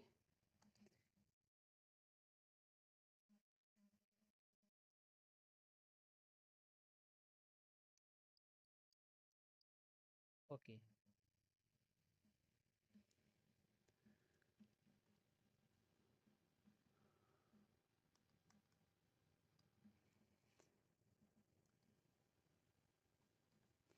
होमलेस पेडलर, यहाँ पे होमलेस पेडलर जो अ, बिना घर का जो पेडलर था, पेडल्स रेड ट्रैप्स, ठीक है, वो क्या करता है, सेल्स रेड ट्रैप्स, बेचता है, क्या रेड ट्रैप्स बेचता है। और कैसे, वो पैदल चल चल करके, वॉकिंग ऑन फुट, राइट। और फिर वो फिलोसफिकल आइडिया में खो जाता है। वो देखने लगता है संसार को, क्या देखता है कि संसार एक प्रकार से एक बिग और ह्यूज रैट ट्रैप है, क्योंकि ये बेट करता है। बेट मतलब वो चारा फेंकता है, किसको, सोल्स को, मतलब लोगों को, विद जॉयस मतलब विभिन्न प्रकार के आनंद के झांसे में जो है डाल करके उसके लिए क्लेश पैदा कर देता है, मतलब उसको दुख में डाल देता है। जिस तरह से एक चूहा क्या करता है, एक रोटी के टुकड़े का लालच में आकर के वह उसी में कैद हो जाता है। इसी तरह से जीवन में मनुष्य क्या करता है, किसी न किसी के रूप के जॉय के लालच में आकर के वो क्या करता है, दुख दुख में फंस जाता है आकर के। ठीक है, जैसे कोई एक मान लेते हैं अधिकारी है, जो कि एक अच्छा सेटल्ड है, वेल सेटल्ड है, अच्छा कमाता भी है, लेकिन वो ज़्यादा पैसा कमाने के लिए भ्रष्टाचार कर लेता है और फिर रंगे हाथों पकड़ा जाता है, और जिससे उसकी ज़िंदगी क्या हो जाती है, बद से बदतर हो जाती है। एक कंपनी व्यक्ति चलाता है और ज़्यादा मुनाफे के चक्कर में उसमें क्या कर देता है, प्रोडक्ट्स में मिलावट कर देता है, जिसलिए उसकी ज़िंदगी तबाह हो जाती है। तो इसी तरह से जीवन क्या है, मनुष्य क्या है, किस विभिन्न प्रकार के ज़्यादा से ज़्यादा सुख के लालच में आकर के अपने जीवन को, अपनी पहचान को, है ना, स्पॉयल कर लेता है। तो लेखक यहाँ पे पेडलर इसीलिए संसार को एक रैट रैप मानता है, और इसमें लोग क्या करते हैं, फंस जाते हैं किसी न किसी जो है जॉय के चक्कर में। ठीक है, स्टील्स, एक दिन क्या होता है, जो पेडलर था वो स्टील करता है, चुरा लेता है क्रैप्टर्स क्रॉनर्स क्राफ्टर के पैसों को, हाइड्स इन फोर्ज, और फिर क्या करता है, छिपता है जाकर के कहाँ, जंगल में, ताकि उसको पुलिस और पब्लिक ना पकड़ सके। फिर फोर्ज में वहाँ पर आयरन मास्टर से उसकी मुलाकात होती है, इंटरेक्शन होता है। आयरन मास्टर उसको गलती से क्या करता है, मिस्टेक्स हिम फॉर फ्रेंड, उसको गलती से अपना जो है ओल्ड कॉमरेड समझ लेता है, इसीलिए वो उसको अपने घर पर बुलाता है, लेकिन वो मना कर देता है। तब उसकी जो आयरन मास्टर है, उसकी लड़की आती इडला, है ना, वो उसको प्रेम पूर्वक बुलाती है, आग्रह करती है, इनवाइट करती है बड़े जो है वार्मली, जिससे क्या होता है, वह जो पेडलर है वो मान जाता है, उसकी आग्रह को वो मना नहीं कर पाता है।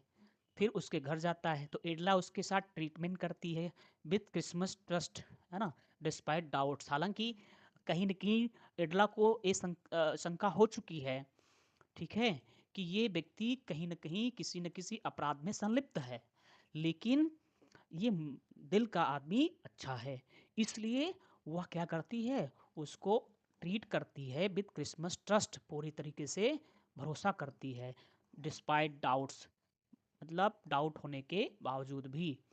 यहाँ तक कि उसके पिता को तो बाद में पता ही चल गया था कि ये आदमी, है ना, एक चोर है, वह उसका साथी नहीं है, तो उसको भगाना भी चाहता था। फिर भी एडला क्या करती है, उसको अपने घर पर रोकती है। ठीक है, हर फेथ, और जब उसकी ये आस्था पेडलर देखता है कि देखो हम एक व्यक्ति हैं जिन्होंने उस डॉक्टर के पैसे चुरा लिए, जिसने उसको खाना पानी दिया था, घर पर रुकने की एक दिन वो शरण भी दिया था, और ये लड़की क्या कर रही है ना, मुझ जैसे एक चोर को क्या कर रही है, खाना खिला रही है और पूरी तरीके से केयर कर रही है जैसे कि उसके मेहमान हो, जबकि उसके पिता को भी पता चल चुका है कि वह उसका मित्र नहीं है। इससे वह बाध्य हो जाता है सोचने के लिए, ठीक है। और फेथ्स उसकी इस आस्था को देख करके, इडला की आस्था को देख करके कि कितना विश्वास है कि नहीं ये आदमी नेक है, वो पिघल जाता है, मेल्ट्स। सिनिसिज्म, उसका जो पागलपन है वो, है ना, मेल्ट होता है। और इससे वो प्रॉम्प्ट होता है ना, प्रोत्साहित होता है थेफ्ट रिटर्न की, वो उसने जो पैसा चुराया है उसको वापस कर दे।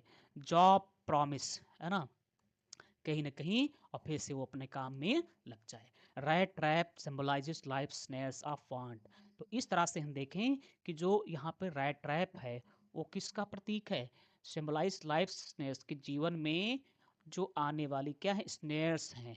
इन स्नेयर्स मतलब क्या होता है, जब किसी चीज़ को दिखा करके आप क्या करते हैं, किसी को अपने जाल में फांसते हैं, तो उसको स्नेयर करना कहता होता है ना, उसको स्नेयर कहते हैं। हर कंपैशन, उसकी दया, फ्रीज हिम, उसे क्या कर देती है, उसके द्वारा, मतलब जो उसने कंपैशन दिखाई थी इटला ने, इटला के द्वारा दिखाए गए कंपैशन की वजह से, दया की वजह से उसको मुक्ति मिल जाती है। Proving kindness redeems hardened hearts, और उसके इस व्यवहार की वजह से, है ना, ये सिद्ध हो जाता है कि कोई भी हार्डेंड हार्ट, मतलब ठीक है, एक हार्ड से हार्ड हार्ट को भी बदला जा सकता है। टर्निंग ट्रैप्स टू होप, जिसको हम ट्रैप समझते हैं उसको यदि हम निगेटिव ना लें तो कहीं ना कहीं, जब आप सोचते ही रहते हैं कि नहीं संसार एक एक प्रकार से क्या है, ट्रैप है, इसमें तो हर व्यक्ति फंसता रहता है, हर कोई एक दिन फंसेगा, तो ये निगेटिविटी को भी दर्शाता है। तो लेखक यहाँ पे बताना चाहता है कि अंत में उसने क्या किया, वह निर्णय कर लेता है कि अब वह जीवन को एक ऑप्टिमिस्टिक वे में देखेगा, है ना।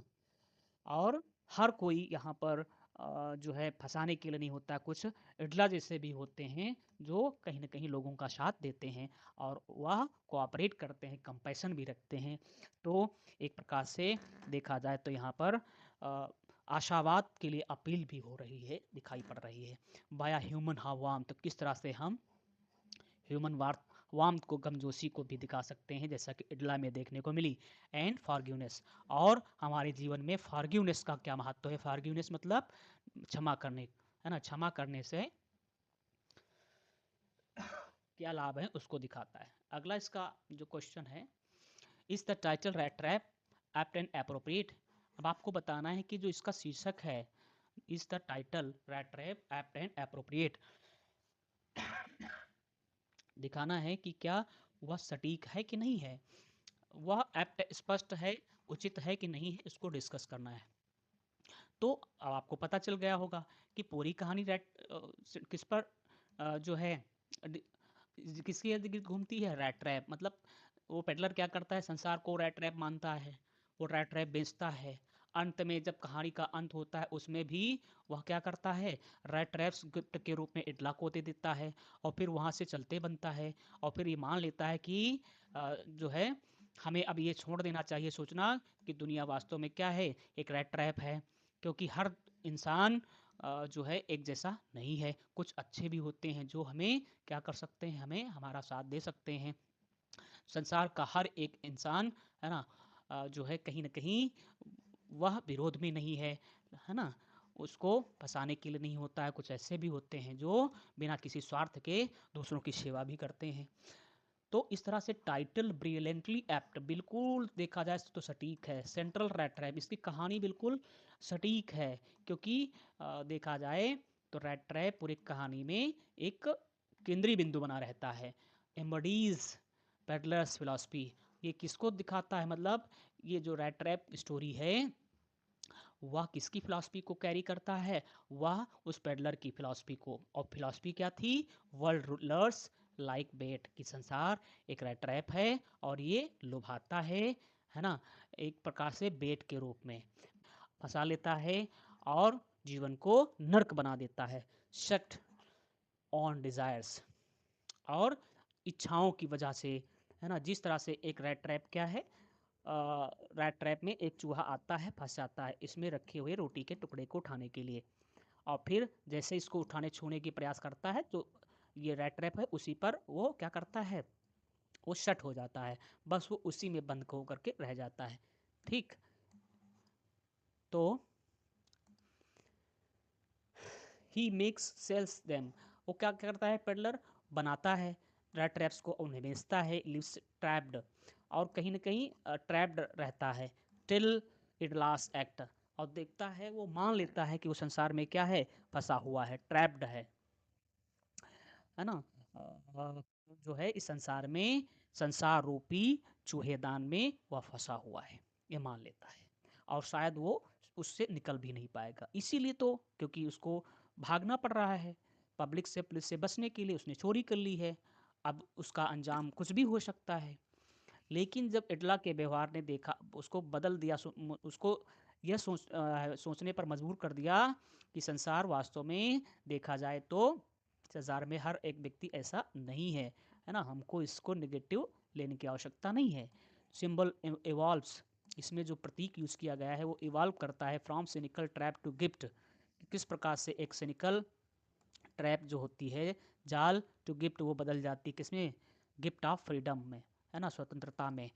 Relevance peaks in his note scaping, relevance peaks in his note scaping trap of life, जो रेलिवेंस पीक्स है, मीन्स इसकी जो संदर्भ है वो चरम में पहुंचता है, in his note scaping red trap of life, मतलब जीवन के रेड ट्रैप से स्केप होने के लिए, वाया ट्रस्ट, किसके द्वारा, ट्रस्ट के द्वारा, मतलब भरोसा जब उस पर एडला करती है तो कहीं ना कहीं भरोसा उसका काम आता है, और वह उस संसार रूपी रेड ट्रैप से स्केप कर पाता है, बच पाता है ना। कैप्चर्स देम, थीम ट्रांसफॉर्मेशन, यहाँ पर जो पार्ट है, ये जो स्टोरी है वो ट्रांसफॉर्मेशन की भी थीम रखता है कि किस तरह से व्यक्ति का ट्रांसफॉर्मेशन होता है, उसको उसका एक जो है परिवर्तन हो जाता है थ्रू एम्पैथी, किसके माध्यम से, एम्पैथी के माध्यम से, मतलब सहानुभूति के माध्यम से। Mirroring story shift from despair, यहाँ पर ये दिखाती है जो स्टोरी है वो कि किस तरह से जो कहानी शिफ्ट होती है एक निराशा से, डिस्पेयर से, टू रिडेम्पशन। नेक्स्ट चैप्टर है आपका इंडिगो, इसको लिखा है लुईस फिशर ने। ये किसके विषय में है, गांधी जी के द्वारा जो अभी जो चंपारण मूवमेंट चलाया गया था किसानों के, चंपारण के किसानों के लिए, है ना, उसके विषय में है। लुईस फिशर ने लिखा है गांधीज, देखो एक बार इसको समझ लेते हैं। चंपारण कहाँ है, बिहार में है। वहाँ पर उस समय अंग्रेज़ों का शासन था, अंग्रेज़ों ने क्या किया था, किसानों को बाध्य किया था, उनसे एक एग्रीमेंट करवा लिया था, एक पेपर पर लिखवा दिया था सारे किसानों से कि आपको क्या करना है, अपनी ज़मीन पर इंडिगो की खेती करनी है। किसकी खेती करनी है, इंडिगो की, मतलब जो आपका नील होता है उसको उपजाना है, ठीक है। और वो जो भी नील होगा वो क्या करना है, वो अंग्रेज़ों के हाथों में बेच देना है, ठीक है। और यदि किसान बंद ना चाहें, यदि ये चाहें तो उसको जो है रोक नहीं सकते हैं, उनको उपजाना ही पड़ेगा, उनको खेती करनी ही पड़ेगी। मुश्किल बात इसमें यही थी कि मतलब वो बाध्य थे कि उनको अपनी खेती पर नील को उपजाना ही है। देखो कितनी इंटरेस्टिंग चीज़ है इसमें कि खेती भारत के किसानों की ही है, वो चाहते हैं यहाँ पर धान गेहूँ लगाना, लेकिन नहीं, अंग्रेज़ों ने कहा यहाँ पर नील की खेती करनी है तो उनको करनी है, उससे वो बच नहीं सकते हैं। यही इसमें एक ट्रेस्टी है, ठीक है। चलो ठीक है, तो ये जो नील की खेती कर रहे थे किसान, है ना, वो नील किसको देना था, अंग्रेज़ों को देना था, उसके बदले में इनको हल्के फुल्के पैसे दे दिए जाते थे, चलो सब ठीक चल रहा था। फिर क्या होता है, अंग्रेज़ों को मिल जाता है क्या, नील कहाँ मिलने लगता है, सिंथेटिक, मतलब फैक्ट्री में बनने वाला नील बनने लगता है, पॉलिश, है ना, वो कहाँ पर, जर्मनी में, ठीक है। तो अब वहाँ पर उनके पड़ोस में पड़ता था, आसानी से उनको वहाँ पर नील मिल जाता था। तो अब उन्होंने कहा कि हमको भारत से नील की कोई ज़रूरत नहीं है, क्योंकि इसके ट्रांसपोर्टेशन में भी सब समय लगता है, ये खर्चीला पड़ जाता है, तो इसको हमको आवश्यकता नहीं है। लेकिन जो हमने एग्रीमेंट करवाया है किसानों से, वो लगभग 80 से 90 सालों का एग्रीमेंट हुआ था कि उनको अपनी खेती पर क्या करना है, नील की मतलब ज़मीन पर क्या करना है, नील की खेती करनी है। ठीक है, तो अब तो उनको नील की तो ज़रूरत है नहीं, तो उसके बदले में हर साल उनको नगद पैसा उस हिसाब से किसानों को अब देना है, किसको, अंग्रेजों को। अब किसानों के पास क्योंकि नील के अलावा और तो कुछ उसमें नकदी खेती थी नहीं कि उसको बेच करके या पैदा करके किसी, क्योंकि खरीदार भाई जिनके पास पैसा होता था वो कौन थे, अंग्रेज हुआ करते थे। कौन खरीदेगा यहाँ पर नील, और तो कोई नकदी फसल थी नहीं, तो किसानों के लिए बहुत बड़ी समस्या थी, बहुत बड़ी समस्या थी, क्योंकि यदि नहीं मानेंगे तो वो जीवन पर्यंत क्या है, उनकी दास्ता स्वीकार करें, है ना। यदि कर्ज लेकर के उसको चुकाने का प्रयास करें तो वो भी जीवन एक नर्क के समान हो जाएगा। तो किसानों की बहुत बड़ी ये समस्या थी। इसी बात को उठाने के लिए इसी किसानों में से, इन्हीं किसानों में से एक राजकुमार शुक्ला नाम के व्यक्ति बाहर आते हैं, और वह गांधी जी से मुलाकात करने कहाँ आते हैं, लखनऊ आते हैं, क्योंकि लखनऊ में उस समय कांग्रेस का जो वार्षिक अधिवेशन हुआ करता था वो होना था। ठीक है, और राजकुमार शुक्ला ने सुन रखा था कि गांधी जी एक ऐसे व्यक्ति हैं, चूंकि वे एक बैरिस्टर भी हैं, है ना, वह इसके लिए कोई ना कोई चारा निकाल सकते हैं, कोई उपाय निकाल सकते हैं। ठीक है, गांधी जी से मुलाकात करते हैं, गांधी जी उनसे वायदा करते हैं, और फिर वो गांधी जी उनसे उनकी समस्या का समाधान करने के लिए चंपारण पहुंचते भी हैं, आते हैं। वहाँ पर गांधी जी ने क्या किया, सभी जो वहाँ के लोकल के वकील हुआ करते थे, जैसे कि राजेंद्र प्रसाद जी जैसे वकील हुआ करते थे, उनसे उन्होंने सारी जानकारी वहाँ की इकट्ठा करवाई, साक्ष्य इकट्ठा करवाए, किसानों का भी समर्थन लिया, और पूरी तरह से किसानों में एक प्रचार प्रसार करवा दिया। ठीक है, एक ज़बरदस्त तरीके से। फिर अंत में उन्होंने निर्णय लिया कि चूंकि ये जो कानून है किसानों के खिलाफ है, ये अन्यायपूर्ण जो नियम है, कानून है ना, किसानों को एक्सप्लॉइट करने के लिए हैं, है ना, उनको शोषण करने के लिए हैं, ये उचित कानून नहीं है। गांधी जी ने कहा कि हम, कोई भी किसान इन कानून का पालन नहीं करेगा। इसी को क्या कहेंगे, सविनय अवज्ञा आंदोलन। मतलब गांधी जी ने कहा कि हम आपके मतलब अंग्रेजी सरकार के द्वारा बनाए गए इन कानूनों का कोई पालन नहीं करेंगे। हालांकि हम इसके लिए कोई तोड़ फोड़ नहीं करेंगे, कोई हिंसा नहीं करेंगे, बस हम, आप सरकार चाहे तो क्या करे, वह गिरफ्तार कर सकती है, एक को नहीं, 10 को नहीं, 20 को नहीं, जितने चाहे उतने लोगों को गिरफ्तार कर सकती है, लेकिन इनमें से कोई भी किसान, कोई भी व्यक्ति इन काले कानूनों को नहीं मानेगा। ठीक है, और उसके हिसाब से कोई कंपनसेशन या मुआवजा उन्हें नहीं देगा।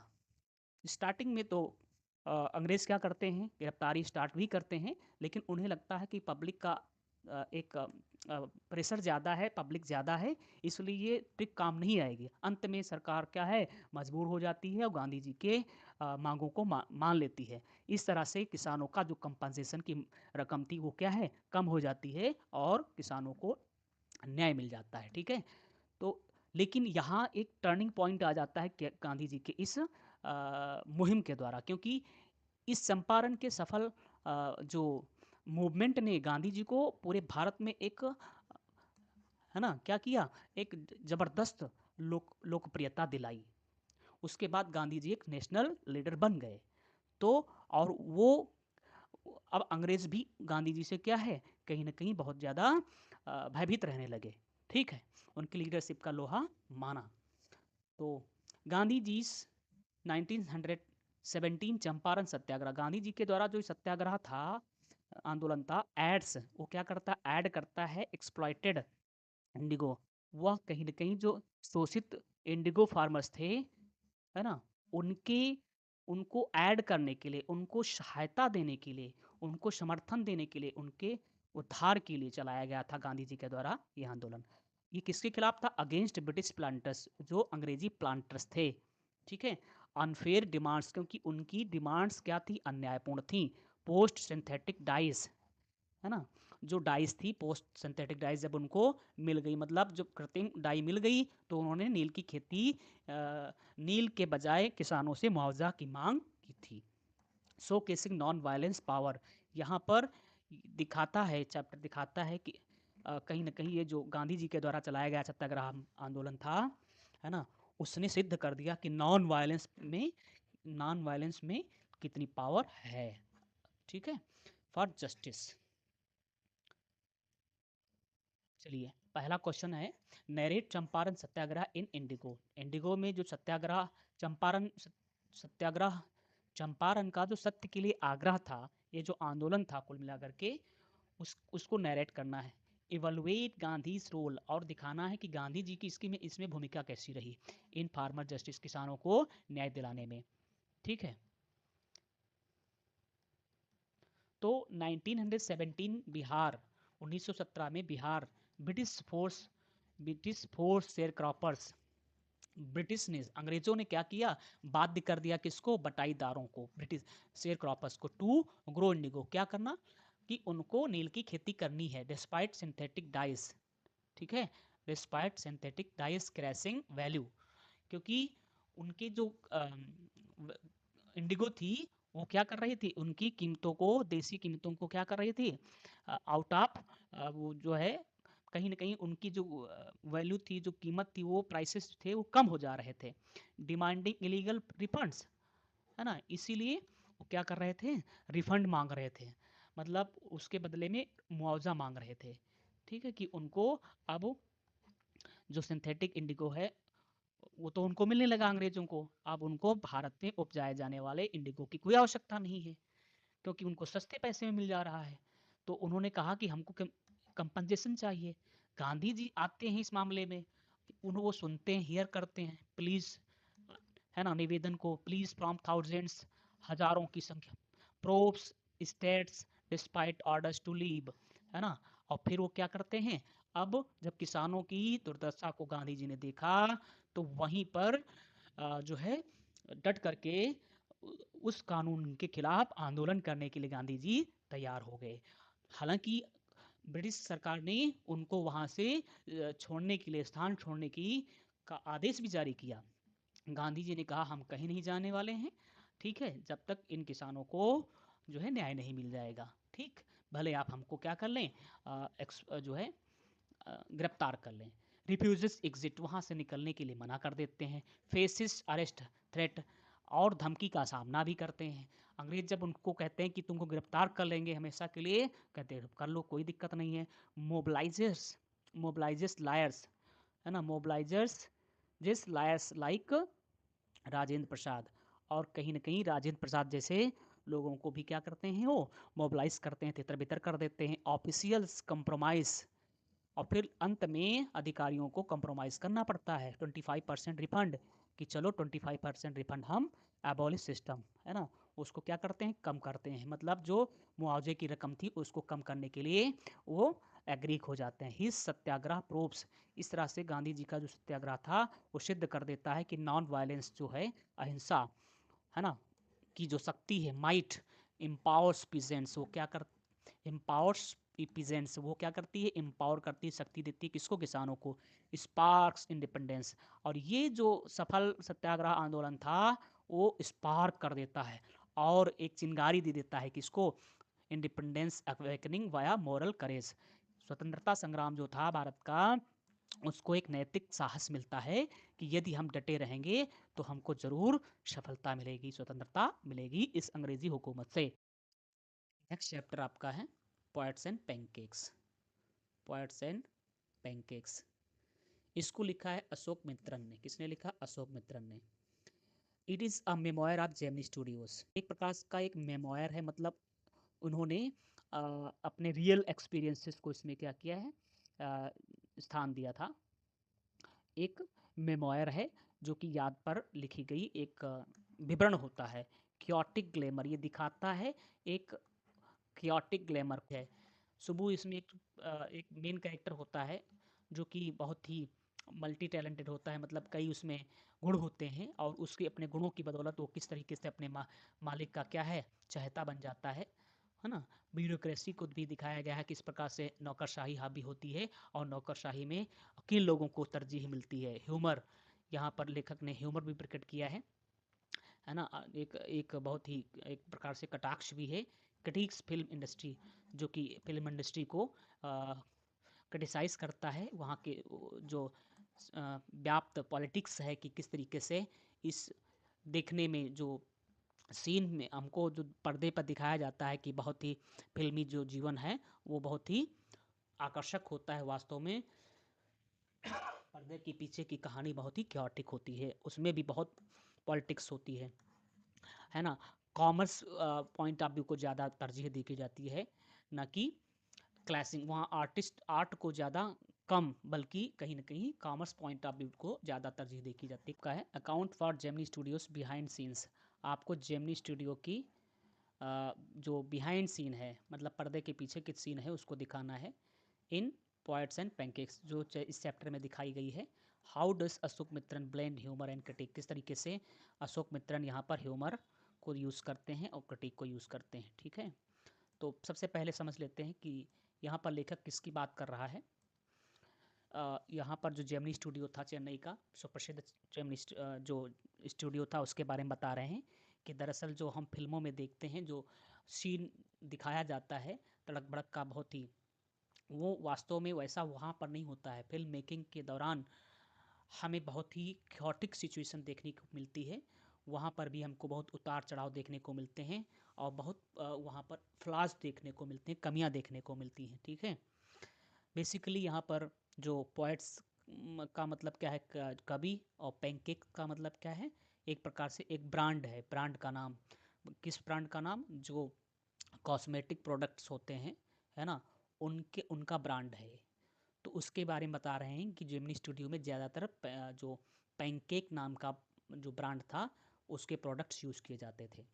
ठीक है, तो इसी के माध्यम से लेखक ने जेमिनी स्टूडियो के बिहाइंड सीन को दिखाया है कि किस तरह से वहाँ पर हायरार्की देखी जाती है। ठीक है, बड़ा बॉस, छोटा बॉस, छोटे, है ना, जो है आर्टिस्ट, और किस तरीके से बड़ा आर्टिस्ट दूसरे आर्टिस्ट को क्या कर रहा है, और उसको निगल रहा है, उसको कहीं ना कहीं नज़रअंदाज कर रहा है, उस पर हावी रहता है ना। वहाँ पर भी पॉलिटिक्स और ब्यूरोक्रेसी किस तरीके से हावी, इस चीज़ों को दिखाया है। अशोक मित्रन डेपिक्स, वो दिखाते हैं Gemini studios, Chennai Gemini studio का जो पैनकेक मेकअप है, हाइट्स स्टार्स फ्लॉज, वो क्या करता है, दिखाता है, ये जो चैप्टर है, कि किस तरह से जो फिल्म में देखने वाले हीरोज हैं, स्टार हैं, उनकी कमियों को छिपा देता है। कौन, पैनकेक। ये जो ब्रांड के प्रोडक्ट्स हैं, जो उसमें मेकअप का सामान होता है, जो यूज़ किया जाता है इन स्टार्स को छिपाने के लिए, स्टार्स को कहीं ना कहीं चमकाने के लिए, पर्दे पर आने के लिए उनको उन पर मेकअप किया जाता है और उनकी कमियों को ढक दिया जाता है। किसके माध्यम से, पैनकेक के प्रोडक्ट के यूज़ के द्वारा। और यहाँ पर दिखाया गया है कि ऑफिस बॉय है एक, ड्रीम्स, जो कि एक छोटा ऑफिस बॉय है, एक छोटा कलाकार है कह सकते हैं, उसके कुछ सपने हैं।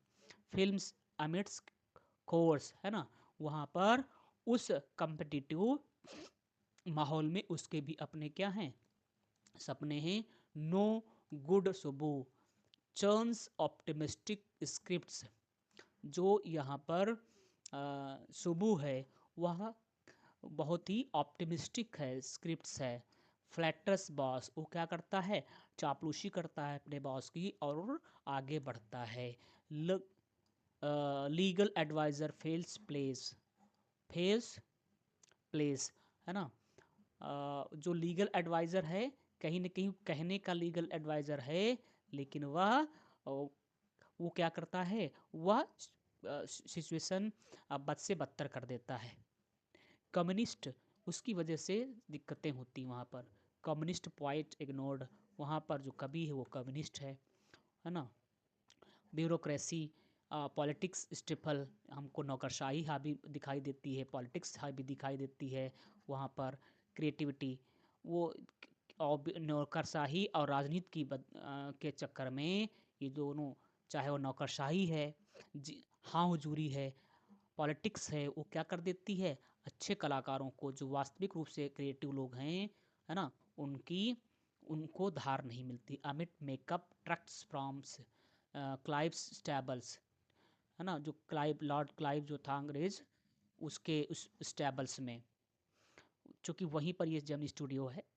Humour in quirks critics commerce art class, यहाँ पर लेखक ने दिखाया है, आलोचना की है, प्रकार से क्रिटिक किया है कि किस तरीके से कला और जो व्यापार है उसके बीच में क्लैश होता है, इनसाइडर कियोस और जो अंदर की कियोस है ना, बियॉन्ड सिल्वर स्क्रीन ग्लैमर, पर्दे पर दिखाई जाने वाली जो चीज़ें हैं उसके पीछे की कितनी जो है देखा जाए तस्वीर जो है वह डर्टी है, ठीक है, क्योटिक है।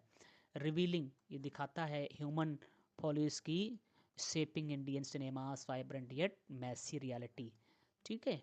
तो इस जो सिनेमा है भारतीय सिनेमा उसकी वास्तविकता को ही दर्शाता है।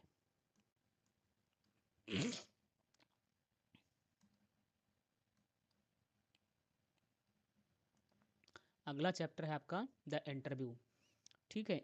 इसमें इंटरव्यू के जो का महत्व क्या होता है उसके बारे में बताया गया है। Explores interviews art via Eeco chat balancing academia novels like the name of the rose revealing ideas despite sound bite limits। लेखक ने इसमें चर्चा किया है कि हमारे जीवन में जो इंटरव्यूज होते हैं वह क्या करते हैं, कहीं ना कहीं कारगर साबित होते हैं, किसी की पर्सनालिटी को समझने में मदद करते हैं, ठीक है।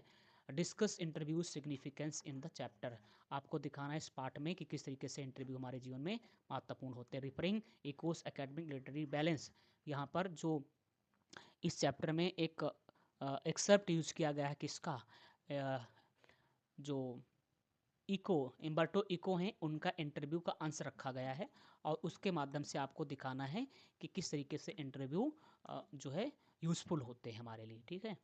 तो चैप्टर वैल्यूज़ इंटरव्यूज़, जो चैप्टर की हम बात करें ओवरऑल और चैप्टर की, तो इसमें दिखाया गया है कि जो इंटरव्यूज़ होते हैं वह महत्वपूर्ण होते हैं एज विंडोज़ टू माइंड्स, इससे हम दूसरे के माइंड्स को समझ पाते हैं थ्रू रिडक्टिव, है ना। Sylvester quotes force like, Sylvester क्या करते हैं, कोट करते हैं फोर्स लाइक इको,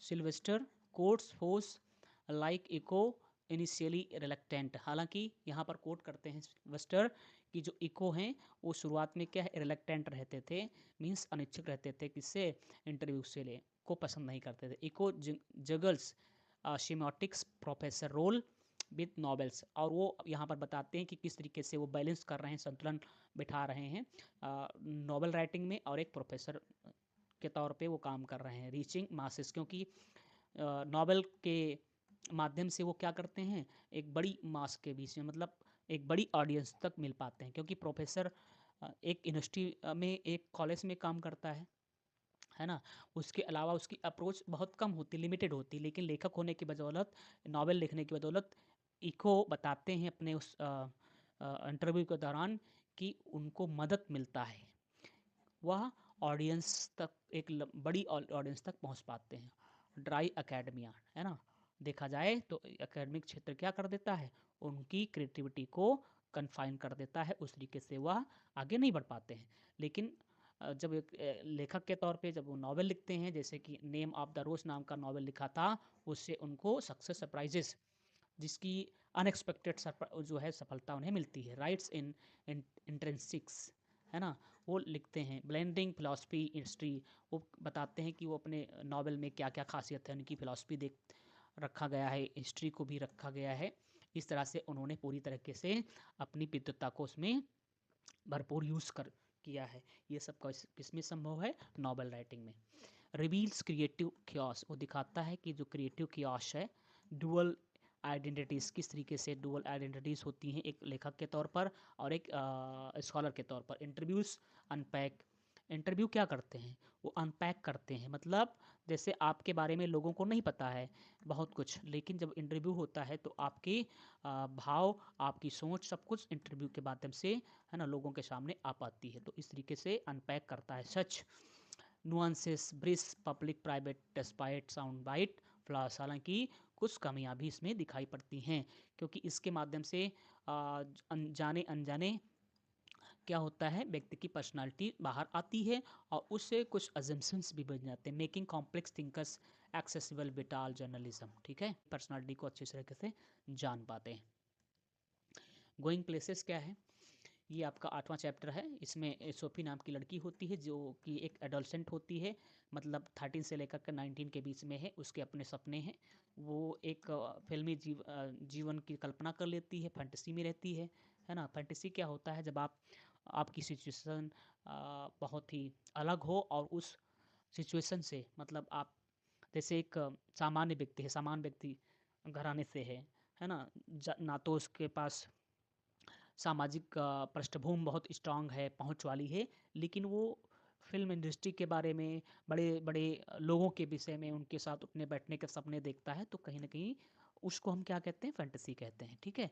क्योंकि वो संभव तो है, लेकिन यह एक बड़ी बात होती है। तो इस तरीके से, और ये अक्सर किसमें पाया जाता है? एडोलसेंट एज में, मतलब 13 से लेकर 19 के बीच के जो बच्चे होते हैं कि उनमें किस तरीके से ये हसीन सपने आते रहते हैं, है ना?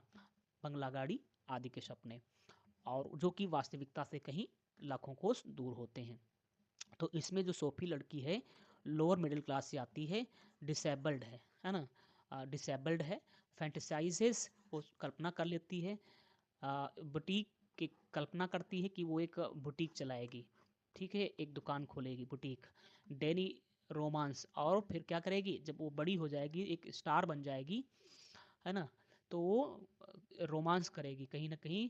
वो कम जो है, उसके करीब कौन होगा? उसका एक जो सपनों का, है ना? आप कह सकते हैं सपनों का राजकुमार, कौन? डैनी कैसी, जो कि एक फुटबॉलर है, उसके साथ सोचती है कि वह आगे चल कर के क्या करेगी? कंपनी अ, उसकी कंपनी में रहेगी, है ना? उसके साथ रहेगी। स्कैपिंग फैक्ट्री फेट, है ना? देखा जाए, जबकि उसकी स्थिति एक लोअर मिडिल क्लास की है, क्योंकि स्कूल के बाद उसको क्या करना है काम? फैक्ट्री में बिस्किट बनाने का काम करना है। तो इससे अलग जा कर के वह एक ऐसे काल्पनिक, है ना, जीवन की कल्पना करती है। ड्रीम्स आइसोलेट हर, इसी वजह से वह बिल्कुल सबसे अलग रह जाती है, क्योंकि जैसे उसके सपने हैं, जिसके उस ख्याल हैं, वो वो ख्याल सबसे क्लैश करते हैं, क्योंकि बाकी लोग उसकी आ, उन सपनों में यकीन नहीं करते हैं, है ना, कि वो उसके ऐसे सपने साकार होंगे। इसीलिए बाकी लोगों से वो अलग थलग हो जाती है, यहाँ तक कि उसके भाई, पिता, है ना, और उसकी दोस्त से भी वो अलग हो जाती है। How does Sophie reflect dreams reality? यहाँ पर सोफी किस तरह से ड्रीम और रियलिटी को रिफ्लेक्ट करती है? कॉन्फ्लिक्ट इन गोइंग प्लेसेस, है ना, जो द्वंद्व दिखाया गया है इस चैप्टर में, गोइंग प्लेसेस में। डिस्कस डैनी फैंटेसीज, डैनी की फैंटेसी को डिस्कस करना है कि क्या प्रभाव पड़ता है उस पर। Tin teen age Sophie dreams actresses, है ना, वो सपने देखती है कि वो एक्ट्रेस बनेगी, बुटीक चलाएगी, अमिड पुअर फैमिली, जबकि उसकी स्थिति क्या है? गरीबी की है। पुशिंग फैक्ट्री जॉब, है ना, क्योंकि उसको काम करना, मतलब परिवार क्या चाहता है कि वो फैक्ट्री में काम करे, पढ़ाई लिखाई पूरी करने के बाद, स्कूलिंग करने के बाद। फिजिकल लिमिट्स, हालांकि उसकी अपनी समस्या है, उसकी फिजिकल लिमिट्स हैं, वो डिसेबल है। एड बैरियर्स, जो कि उसके सपनों में एक और बड़ी बाधा है, जबकि पृष्ठभूमि भी उसकी जो आर्थिक स्थिति है वो भी, है ना, पारिवारिक जो पृष्ठभूमि है वो भी चैलेंजिंग है, और वह एक प्रकार से फिजिकली भी देखा जाए चैलेंजिंग है। फिर भी वो सपने देखती है, वो आइडलाइज करती है फुटबॉलर, मतलब वो एक प्रकार से पूजती है किसको? डैनी कैसी को, फुटबॉलर को। फैब्रिकेट्स कैनाल मीटिंग्स, कहीं ना कहीं वो पूरी कल्पना करती है, वो मनगढ़ंत कहानियाँ बना लेती है, और अपने भाई को बताती है कि वो डैनी कैसी से सुप्रसिद्ध जो फुटबॉलर है, डैनी कैसी से मिली है ना। लेटेस्ट दिखाती है झूठ। ब्रदर जियाफ, जबकि उसका जो भाई है जियाफ, लिसेंस हाफ बिलीविंग, वो उनको यकीन करता है, लेकिन हाफ, आधा यकीन करता है, उसको पूरी तरह से उनकी उसकी बातों पर यकीन नहीं है। प्रैक्टिकल जानसी, और उसकी जो मित्र है जानसी, वह उसको कहती है कि वो इस जो ड्रीमी लाइफ है उससे बाहर निकले, क्योंकि उनको एक दिन क्या करना है? बिस्किट की फैक्ट्री में ही काम करना है। ये सब जो सपने बंद कर दे। फैंटिसाइजेस कंफर्ट स्केप, है ना, वो कहती है fantasizes comfort escape but breed isolation, वह स्केप करना चाहती है, क्योंकि उसकी जो ज़िंदगी है देखा जाए बहुत ही चैलेंजिंग है। तो उस चैलेंजिंग लाइफ से वह आइसोलेट करना चाहती है, वो उसे fantasies comfort escape but breed isolation. लेकिन चाहती तो है, वो आरामदायक जीवन की कल्पना करती है, लेकिन वो तो नहीं नसीब हो पाता है। लेकिन उसको आइसोलेशन जरूर ब्रीड होता है। मीन्स उसको वो फिर बाकी लोगों से अलग थलग हो जाती है, क्योंकि बाकी उसके विचारों से मेल नहीं खाते हैं उनकी, है ना। उसकी बात जो उसके सपने हैं उनसे बाकी लोग सहमत नहीं होते हैं। Isolation lies straining bonds, dissolution hits waiting alone, है ना। वो डिसल्यूशन रहती है, भ्रमित रहती है, अकेले क्या करती है, इंतज़ार करती है डैनी कैसी का।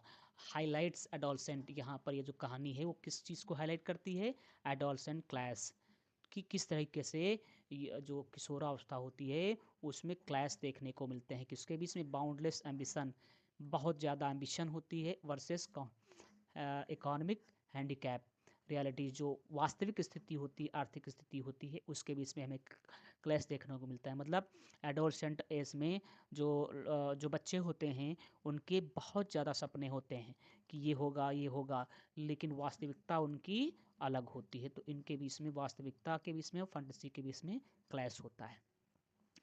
Reality is confining her forever in imagination cage, और कहीं ना कहीं वह अपने उसी केज में, गुफा में बनी रहती है, मतलब कल्पना की गुफा में। ठीक है। इस the title going places apt and appropriate, बताइए क्या ये पाठ का शीर्षक बिल्कुल सटीक है कि नहीं है। आयरॉनिकली परफेक्ट, देखा जाए परफेक्ट तो है, लेकिन ये कैसे है, आयरॉनिकल है, मतलब व्यंग्यात्मक तरीके से, क्योंकि सोफी यर्न्स, उसकी चाहत है, गोइंग प्लेसेस मतलब वो एक ऐसे सपने देखती है ना, कि वो साकार होंगे। वो क्या पाना चाहती है, सफलता, प्रसिद्धि, इंडिपेंडेंस, स्वतंत्र होना चाहती है, अपने पैरों पे खड़ा होना चाहती है, yet stage rooted in drab life, लेकिन वास्तविकता में उसको कैसा जीवन जीना पड़ता है, नीरस जीवन जीना पड़ता है। अनफुलफिल्ड ड्रीम्स, उसके सपने कैसे रहते हैं, अनफुलफिल्ड रहते हैं, सपने देखती बहुत है लेकिन वो साकार हो नहीं पाते हैं। टाइटल मॉक सर, देखा जाए तो जो टाइटल है वो क्या करता है, उसको मॉक करता है ना, उसका मजाक बनाता है। फैंटेसाइजेस साइज टेक हर मेंटली, है ना, बॉडी बैंक स्टे पुट, और वह कहीं ना कहीं देखा जाए मॉकरी का शिकार। Title mocks her fantasies, fantasies takes her mentally, body bank stay put, है ना। Danny no show underscores irony, Danny no show underscores irony, यहाँ पर डैनी कैसी का जो शो है वो एक प्रकार से एक आयरनी है, एक है आयरनी दिखाता है। आयरनी मतलब क्या होता है, एक प्रकार से व्यंग्य को दिखाता है, क्योंकि डैनी कैसी से तो मिलना चाहती थी लेकिन कभी वो मिल नहीं पाते हैं। ठीक है। एप्टली कैप्चर्स थीम, देखा जाए तो जो टाइटल है वो थीम के मुताबिक है। यूथ एस्पिरेशनल फ्लाइट्स, क्योंकि जो युवा होते हैं वो क्या करते हैं, वो उड़ते हैं अपनी जो एस्पिरेशंस होती हैं, उनकी बहुत सारी एस्पिरेशंस होती हैं, महत्वाकांक्षाएं होती हैं। क्रैशिंग इनटू क्लास, है ना। यहाँ पर दिखाया गया है कि किस तरीके से क्लास और डिसेबिलिटी के बीच में क्या होता है, दीवारें होती हैं और स्ट्रगल बना रहता है। Never truly advancing highlights poignant gap, ये किस पार्ट को दिखाता है, पॉइगनेंट मार्मिक गैप को दिखाता है between mind's journeys and life that ends brilliantly, है ना। वास्तविकता का जीवन और काल्पनिक जीवन की द्वंद्व को ये पाठ दिखाता है। ठीक है। तो इस तरह से हमने सारे चैप्टर्स कवर कर लिए हैं और उसके इम्पॉर्टेंट जो लॉन्ग क्वेश्चन हैं उनको डिस्कस किया है। उम्मीद करता हूँ कि आपको कहीं ना कहीं जो कि हमारा प्रयास रहा है वो आपको मदद करेगा। अब आपको हम बता दें कि क्या पढ़ना है और क्या आपको स्केप करना है। ठीक है। देखो, कहानी आपने पढ़ी होगी, एक बार आप इनको सरसरी निगाह से और देख लेंगे। ठीक है। तो और फिर उसके बाद जितने इसमें 1 से लेकर के 5 चैप्टर तक जितने भी स्टोरी बताई गई हैं उनको अच्छी तरह से पढ़ लीजिए, एक बार 2 बार, जितनी बार आप, है ना, आपको फुर्सत मिले। और उसके अलावा लॉन्ग आंसर्स भी उनके तैयार कर लीजिए। जो बाकी के जो लास्ट छठा चैप्टर, 7वां चैप्टर और 8वां चैप्टर है, इसमें उनके लॉन्ग आंसर को आप छोड़ दें, क्योंकि 8 चैप्टर हैं, 8 में से आप सभी के सभी तैयार नहीं कर पाएंगे। ठीक है। तो अक्सर जो लॉन्ग आंसर जो बनते हैं वह स्टार्टिंग के ही 5 चैप्टर से ही बनते हैं। उतने तैयार कर लेंगे तो बिल्कुल आपको छठे सातवें आठवें की आवश्यकता नहीं पड़ेगी। आप उसमें क्या करेंगे, क्या उनको बिल्कुल छोड़ दें? बिल्कुल ना छोड़ें, उनकी कहानी को आप समरी उनकी पढ़ लें और साथ ही साथ में उनके जो शॉर्ट क्वेश्चंस हैं उनको भी, है ना, उनके इम्पॉर्टेंट शॉर्ट क्वेश्चंस उनको भी पढ़ लें। हालांकि मैं भी आपको शॉर्ट क्वेश्चंस प्रोवाइड करवाऊंगा सारे चैप्टर्स के जो इम्पोर्टेंट क्वेश्चंस हैं, ठीक है।